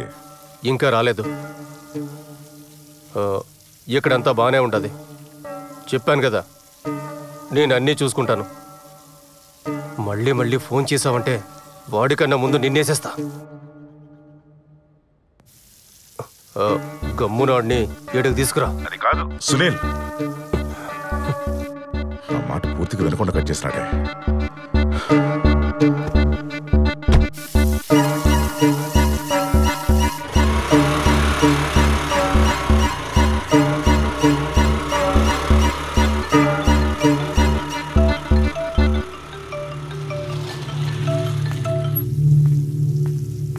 ఏం దస్తగిరి, ఫోన్ చేస్తా ఉంటే తీయడం లేదేందబ్బా? అన్నా డ్రైవింగ్లో ఉన్నానన్నా, టెన్షన్ అవుతా ఉంది. టెన్షన్ దేనికబ్బా? ఇంతకీ తెచ్చినావా లేదా? తెచ్చినానన్నా, బండిలో ఉండాది. సరే తొందరగా రా, పోయి మందు తాగుదాం. సరే అన్నా, వస్తాను. వీడేంటి ఇక్కడ? మళ్ళీ ఏ ఇంటి చుట్టే తిరుగుతూ ఉంటాడు? మొన్న వచ్చినప్పుడు కుక్క చచ్చిపోయింది. వీళ్ళంతా మళ్ళీ తిరుగుతున్నారంటే ఇంకేం ఘోరం జరగబోతాండాదో. ఈ విషయం అయ్యగారికి చెప్పాలి. ఆయన్ని ఎలాగైనా ఒప్పించి హైదరాబాద్కి పంపించాలి. అంత రెడీగా ఉండదన్నా, ఆ వివేక్ రావడమే ఆలస్యం.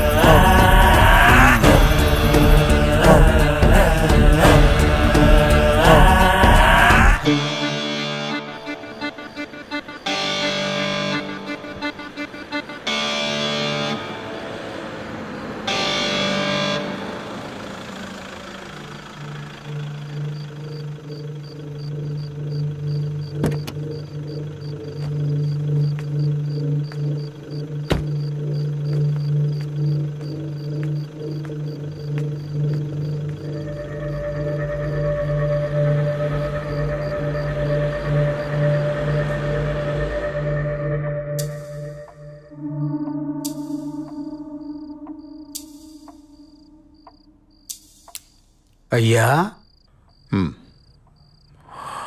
డ్రైవర్ని పిలిపించి హైదరాబాద్కి వెళ్ళిపోండి అయ్యా. ఏమైందిరా?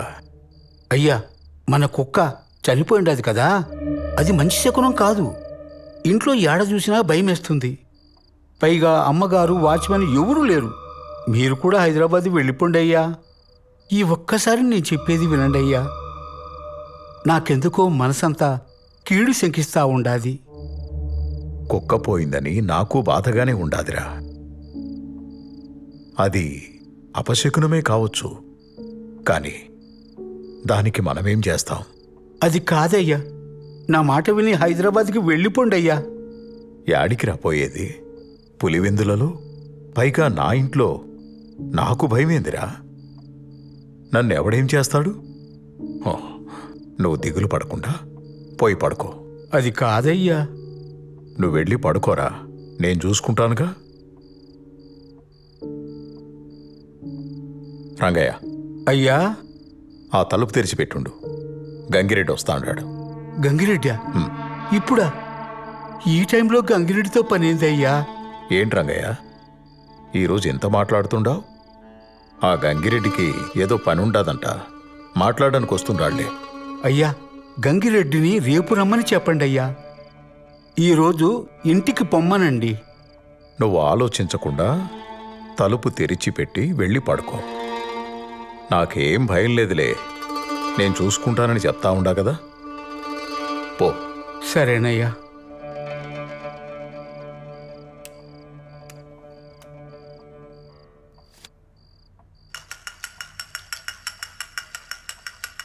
ఏందన్నా, ఇప్పుడే వచ్చినారా?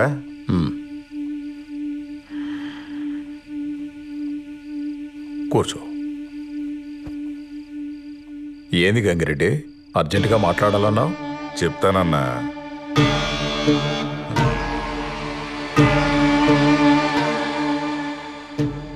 ఆ టైం కూడా వచ్చుండాది. దేని గురించి మాట్లాడాలి గంగిరెడ్డి? మీ గురించే బాధపడతాండన్నా. నా గురించా? నా గురించి ఎందుకు రెడ్డి? పాపం, ఇంట్లో నువ్వు ఒక్కడివే ఉండవు, కనీసం సెక్యూరిటీ కూడా పెట్టుకోలేదే. కాస్త జాగ్రత్తగా ఉండబాళ్ళా? ఎప్పుడేం జరుగుతుందో చెప్పలేం కదన్నా. నాకు సెక్యూరిటీ దేనికి రెడ్డి? నాకు ఆపద తలపెట్టే ధైర్యం ఎవడుకుండాది పులివెందుల్లో. అది కరెక్టే అన్న. మీరు పొద్దున్నుంచి క్యాంపెయిన్ చేసి అలసిపోయి ఉంటారు. మీరు పోయి స్నానం అది చేసి రండి. నేను ఏడ్నే ఉంటాను, తర్వాత మాట్లాడుకుందాం. సరే, ఏడ్నే ఉండు, వస్తాను.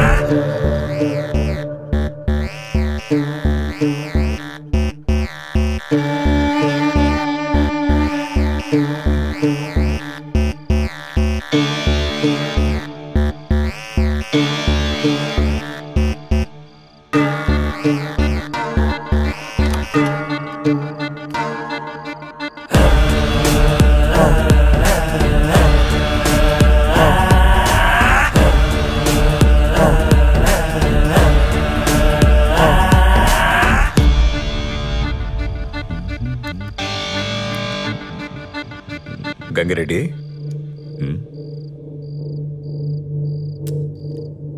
ఈ టైంలో వీళ్ళేంటి ఇక్కడ? అదేనా, ఆ బెంగళూరు సెటిల్మెంట్ గురించి మాట్లాడదామని వచ్చుంటారులే. మీరే కంగారు పడకండి అన్నా, అంతా నేను చెప్తాలే కానీ మీరు వచ్చి కూర్చోండి అన్నా. ఆ సెటిల్మెంట్ పంచాయతీ ఎప్పుడూ అయిపోయింది కదా.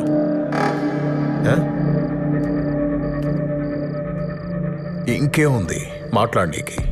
ఉన్నాయన్నా, చాలా ఉన్నాయి మాట్లాడనీకి. నా వాటా డబ్బుల గురించి అడుగుదామని.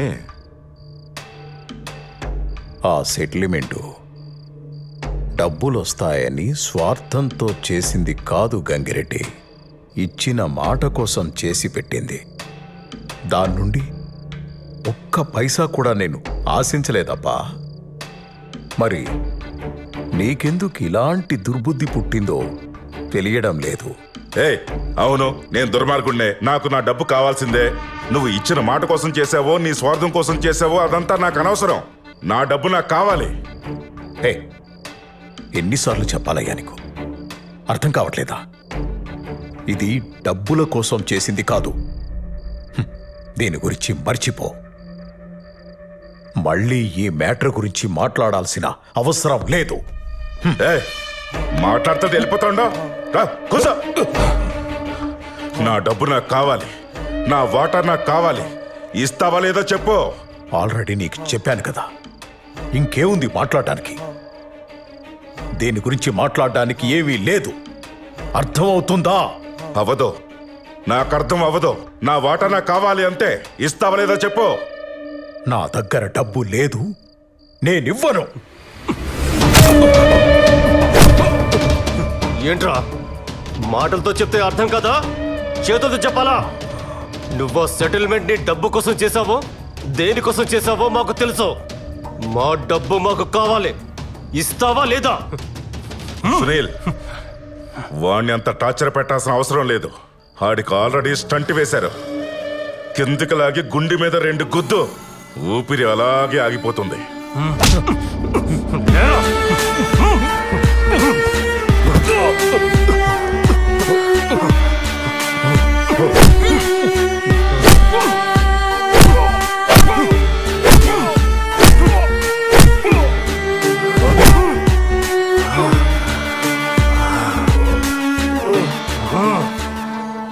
గొడ్డలివరా?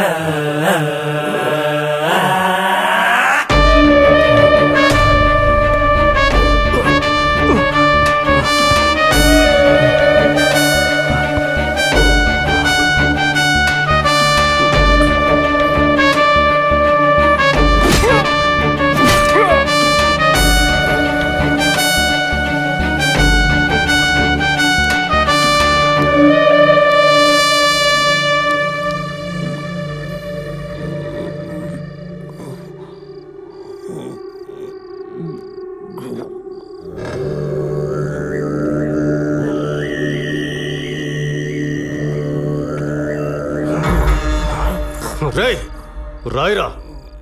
మేం చెప్పినట్టు లెటర్ రాయ్. రాయమంటుంటే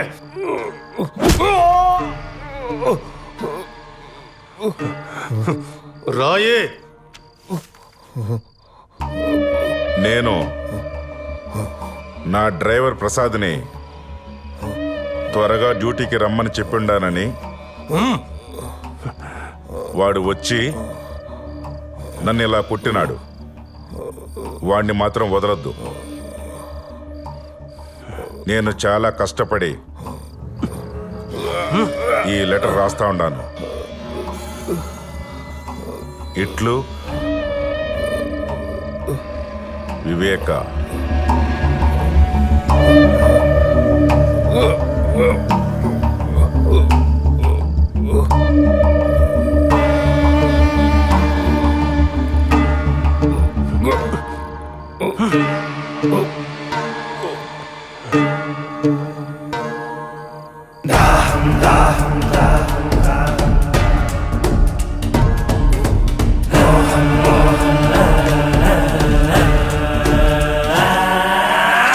దాహం దాహం అధికార దాహం,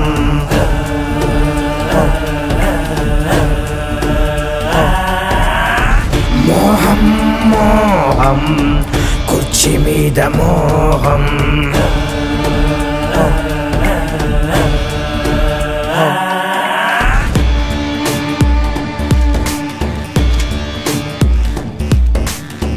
మరిచింది రక్త సంబంధం, ఆరింది పులివెందుల దీపం, పెరిగింది క్రోధం, ఇది జగన్నాథ వ్యూహం,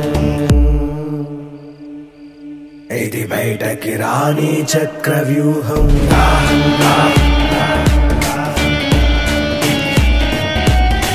మోహం మోహం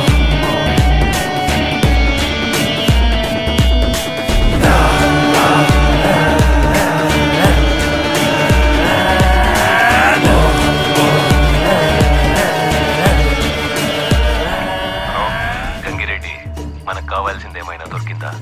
అదే పని మీద ఉన్నాను నాష్. దొరకగానే చెప్తాను. ఆ ముసలోడి ఊపిరి ఆరిందా? వాళ్ళు అదే పని మీద ఉంటారు. పని అయినాక కాల్ చేయండి. ఓకే.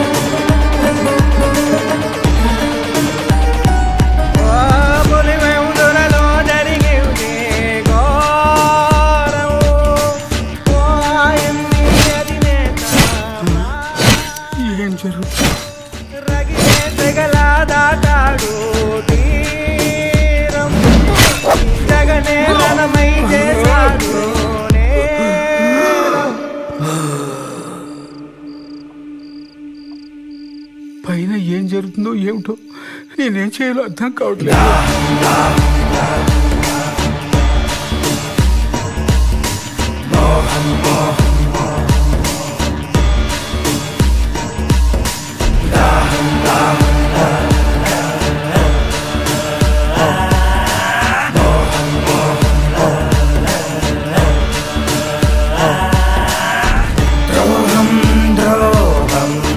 విశ్వాసద్రోహం మదనం మదనం తెర వెనక మరణం.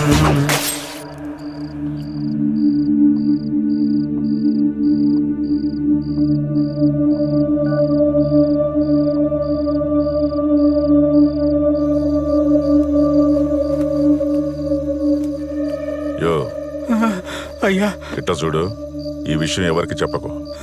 దీని వెనకన చాలా పెద్ద తలకాయలు ఉంటాయి. యో ఎవరికైనా చెప్పినావనుకో నీ పని అయిపోతుంది. ఇప్పుడు నన్ను ఏం చేయమంటారయ్యా? నువ్వేం చేయాల్సింది లేదు. నీకేమీ తెలియనట్టుగానే ఉండు. పొరపాటు నా నోరు జారావో నీ ప్రాణం పోతుంది. అర్థమైందా? అట్టేగనయ్యా. అయ్యో దేవుడా.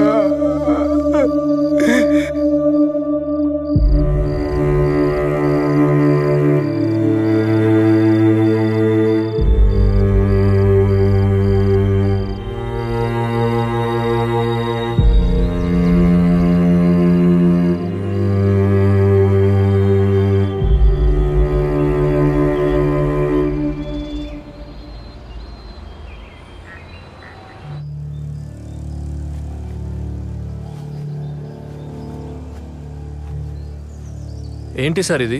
ప్రొసీజర్ ఫాలో చేయట్లేదు. ఇలా అయితే ఎవిడెన్స్ మొత్తం పాడైపోతుంది. ఇప్పుడు క్లీన్ చేయొద్దు సార్, ప్రొసీజర్ ఫాలో అవుదాం. ముందు నువ్వు కామ్గా ఉండు, మిగతావన్నీ నేను చూసుకుంటాను. అలా కాదు సార్, ఇలా చేస్తే ఆధారాలు పోతాయి. దయచేసి నా మాట వినండి.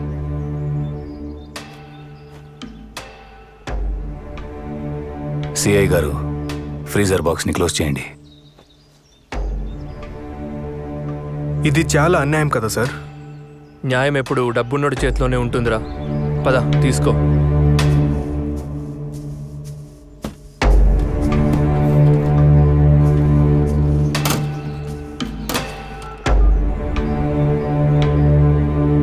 అన్నా, బాబాయ్కి హార్ట్ అటాక్ అయింది. బాత్రూంలో పడి తల తగిలి రక్తం పోయి చనిపోయాడని సునీతకు అప్డేట్ చేశాం. అన్నా, ఇక్కడంతా సేఫ్. బాడీ మొత్తం పూలతో కప్పేసి స్టిచ్చింగ్ చేసేసాం. ఫ్రీజర్ కూడా తెప్పించుండాం. నువ్వు తొందరగా వస్తే క్రిమేషన్ చేయించిద్దాం. నాకీడ చిన్న పనుండది, చూసుకుని బయలుదేరుతాను. సరే అన్నా. ఈ లోపు నువ్వు అక్కడంతా జాగ్రత్తగా చూసుకో.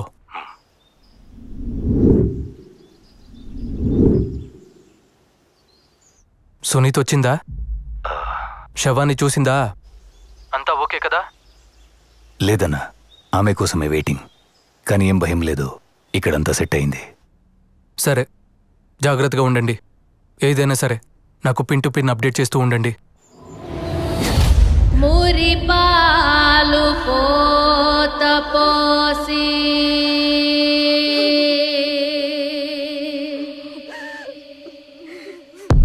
కనుపా. సరే అన్నా, సునీత వచ్చింది. నేను మళ్ళీ ఫోన్ చేస్తాను.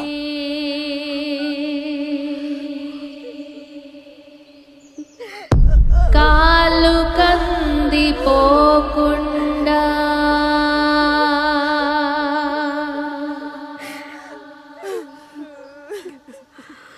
నీడలాగా కాసినావు.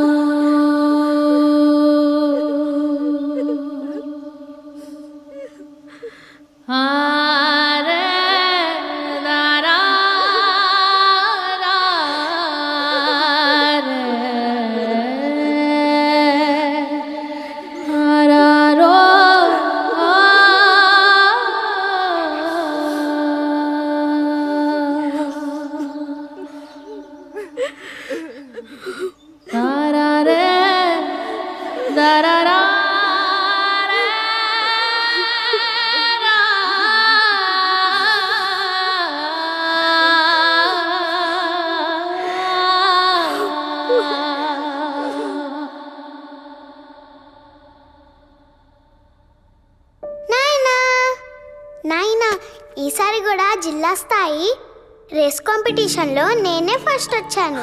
ఇదిగో ప్రైజ్ కూడా ఇచ్చారు. హా. నా చిన్నారి తల్లి, అన్నిట్లో నువ్వే ఫస్ట్ వస్తావని నాకు తెలుసు. ఇంతకీ నువ్వు పెద్ద అయినాక ఏమవ్వాలనుకుంటున్నావు తల్లి? నేను కూడా పెద్ద నాయనలాగే 5 రూపాయల డాక్టర్ అవుతాను నాయనా. పెద్ద నాయనలాగా అందరినీ బాగా చూసుకుంటాను.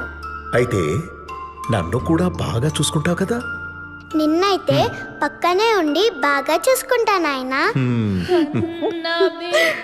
నేను పక్కనుండుంటే ఇదంతా జరుగుండేది కాదు కదా నాయన. ఇదంతా నాదే తప్పు. నన్ను క్షమించండి నాయన. నా బంగారు తల్లి. వివేకాలు పంచే నాయనా,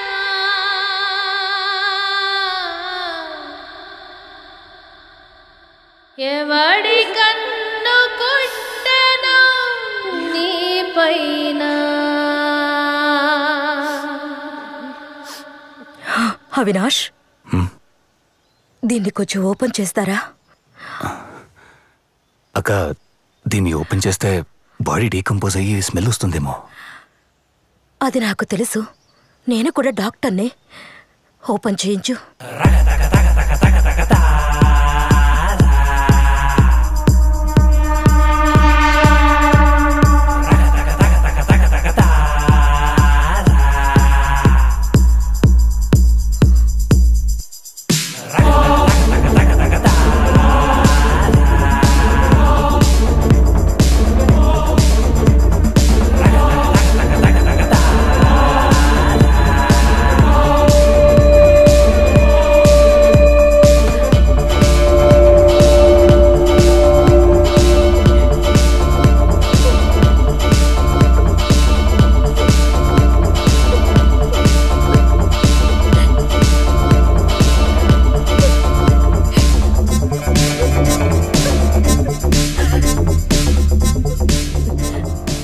అవినాష్, నాయన బాడీని పోస్ట్ మార్టంకి పంపించు. ఎందుకక్క చచ్చిన మనిషిని మళ్ళీ చంపడం? పోస్ట్ మార్టం అంటే బాడీని చీల్చి చండాలం చేస్తారు. బాబాయ్ని ఇలాగే ప్రశాంతంగా పంపించేద్దాం. పోస్ట్ మార్టం అంతా వద్దనుకుంటా. అవినాష్, చెప్పింది చెయ్యి.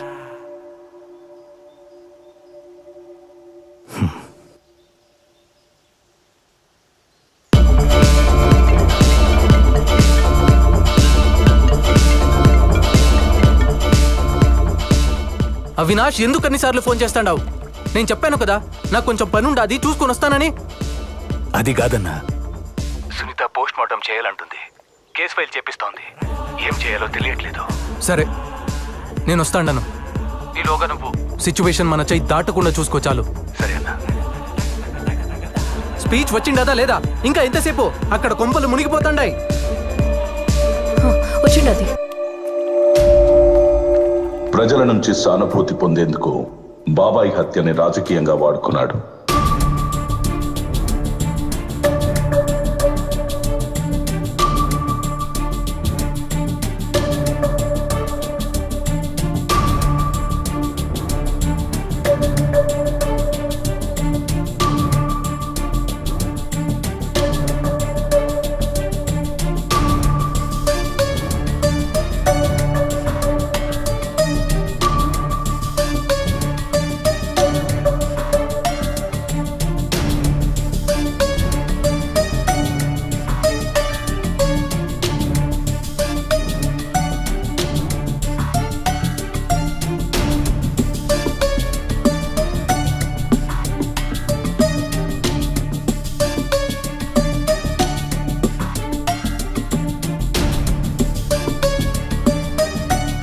చిన్నాన్న మీద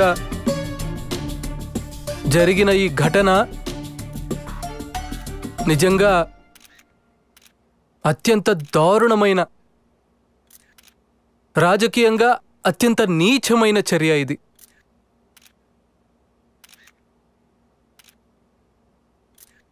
ఒక వ్యక్తిని,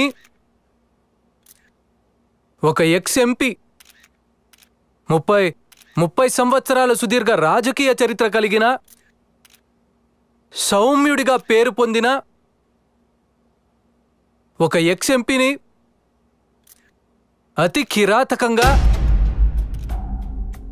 ఇంట్లోకి చొరబడి చిన్నానను బెడ్రూమ్లో బెడ్ పక్కన గొడ్డలితో నరకడం జరిగింది. జరిగిన తర్వాత తల మీదే దాదాపుగా 5 సార్లు గొడ్డలితో నరికారు. నరికిన తర్వాత తాను బాత్రూంకు వెళ్ళి బాత్రూంలో రక్తం కక్కుకుని బాత్రూంలో, ఆ తర్వాత బెడ్రూమ్ నుంచి బెడ్ పక్క నుంచి బాత్రూమ్ దాకా తీసుకుపోయారు. బాత్రూంలో తను రక్తం పూసినారు. కమోడ్కు తను కొట్టుకుని కిందపడి చనిపోయినట్టుగా చిత్రీకరించే కార్యక్రమం జరిగింది. మరి నేను అడుగుతా ఉన్నాను, ఇంత పగడ్బందీగా చిన్నానను బెడ్రూమ్లో బెడ్ పక్కన అటాక్ చేసి అదే మనిషిని ఎత్తుకుని పోయి బాత్రూంలో మళ్ళీ ఆ యాక్ట్ని ఎనాక్ట్ చేసి కమోరుడుకు రక్తాన్ని కూడా చూపిస్తూ ఇంత పగడ్బందీగా ఆయన స్పృహ తప్పి పడిపోయే క్రమంలో తాను చనిపోయినట్టుగా ఫ్యాబ్రికేట్ చేసి చూపిస్తా ఉన్నప్పుడు చిన్నాన how can he write a letter? అంటే ఏంటి, వాళ్ళ సమక్షంలోనే తాను ఆ లెటర్ రాస్తాడా? అంటే తన సమక్షంలో వాళ్ళు రక్తంతో కూడిన లెటర్ రాయగలుగుతాడా? తన సమక్షంలో వాళ్ళు చంపించే హంతకుల సమక్షంలోనే తాను లెటర్ రాస్తూ ఉంటే ఆ హంతకులు చూస్తూ ఊరుకుంటారా? అంటే దాని అర్థం ఏంటి అనంటే ఆ లెటర్ కూడా ఫ్యాబ్రికేటెడ్ లెటరేని. ఒక లెటర్ని కూడా ఫ్యాబ్రికేట్ చేసి పోలీసులు చూపిస్తున్నారు అనంటే, ఒక డ్రైవర్ మీద నేరాన్ని నెడుతూ ఒక పోలీసులు ఒక ఫ్యాబ్రికేటెడ్ లెటర్ని కూడా చూపిస్తున్నారు అనంటే టోటల్గా ఈ వ్యవహారం అంతా కాన్స్పిరసీ తీరు నుంచి పక్కకు పోయి ఒక ఎక్స్ ఎంపీని అత్యంత దారుణంగా చంపారన్న విషయం మీద నుంచి పక్కకు పోయి ఒక సౌమ్యుణ్ణి అన్యాయంగా చంపినారన్న అంశం మీద నుంచి పక్కకు పోయి టోటల్గా ఈ విషయాన్ని వేరే పద్ధతులకి తీసుకెళ్లే కార్యక్రమం దగ్గరుండి జరుగుతూ ఉంది అక్కడ. అందుకనే నేను గట్టిగా డిమాండ్ చేస్తా ఉన్నాను, we want a CBI enquiry. ఆ రోజుల్లో నాన్న ప్రతిపక్ష నాయకుడిగా ఉన్నప్పుడు రాజారెడ్డిగా అబ్బన్ చంపినప్పుడు చంద్రబాబు నాయుడే, నాన్నగారు ప్రతిపక్షంలో ఉన్నప్పుడు రాజారెడ్డిగా అబ్బన్ చంపినప్పుడు చంద్రబాబు నాయుడే, మళ్ళా నాన్నగారు హెలికాప్టర్ క్రాష్ లో చనిపోయినప్పుడు అసెంబ్లీలో అన్న మాటలు చంద్రబాబు నాయుడు గారే, నాన్నగారు హెలికాప్టర్ క్రాష్ లో చనిపోయినప్పుడు అసెంబ్లీలో అన్న మాటలు చంద్రబాబు నాయుడు గారే, నా మీద దాడి జరిగినప్పుడు చంద్రబాబు నాయుడు గారే ముఖ్యమంత్రిగా ఉన్న వ్యక్తి, నా మీద దాడి జరిగినప్పుడు చంద్రబాబు నాయుడు గారే ముఖ్యమంత్రిగా ఉన్న వ్యక్తి. ఇవాళ చిన్నాయన మీద దాడి జరిగిన నేపథ్యంలో ముఖ్యమంత్రిగా ఉన్న వ్యక్తి మళ్ళీ చంద్రబాబు నాయుడే.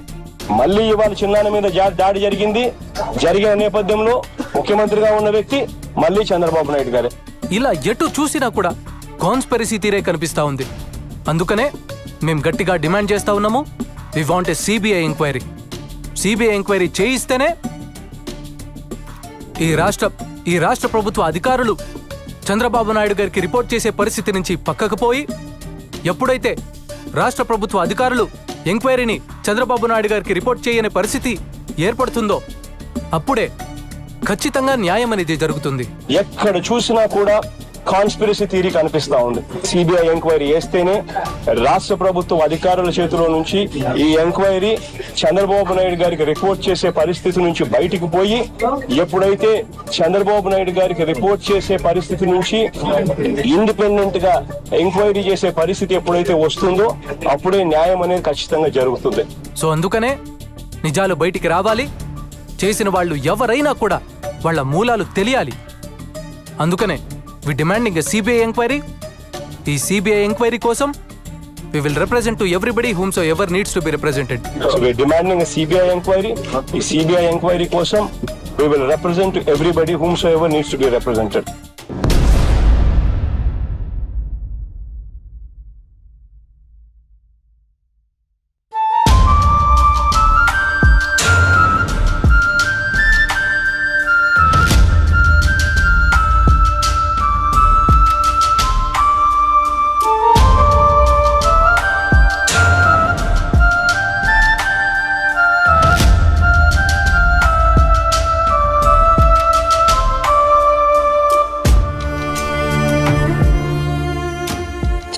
వ్యక్తిని గురించి రకరకాలుగా అవమానిస్తుంటే బాధపడ్డానండి. కూతురిగా మరింత కుంగించినాను. ఒక పెద్ద ఫ్యామిలీ మీద ఇన్ని మచ్చలు ఆరోపణలు వస్తుంటే తట్టుకోవడం ఎవరికైనా కష్టం. ఫేర్గా విచారణ జరగాలి. దోషులు ఎవరైనా ఎంతటి వారైనా శిక్ష పడాలి. ఇంతకు మించి ఈ స్టేజ్లో నేను ఏం చెప్పినా గానీ బాగుండదండి. నా బాధను అర్థం చేసుకోండి. I just want a fair investigation at this point. కన్న బిడ్డలెక్క ప్రజలా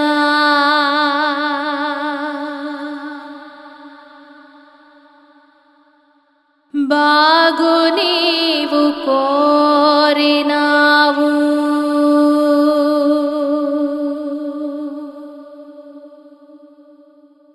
వివేకాలు పంచే నాయనా,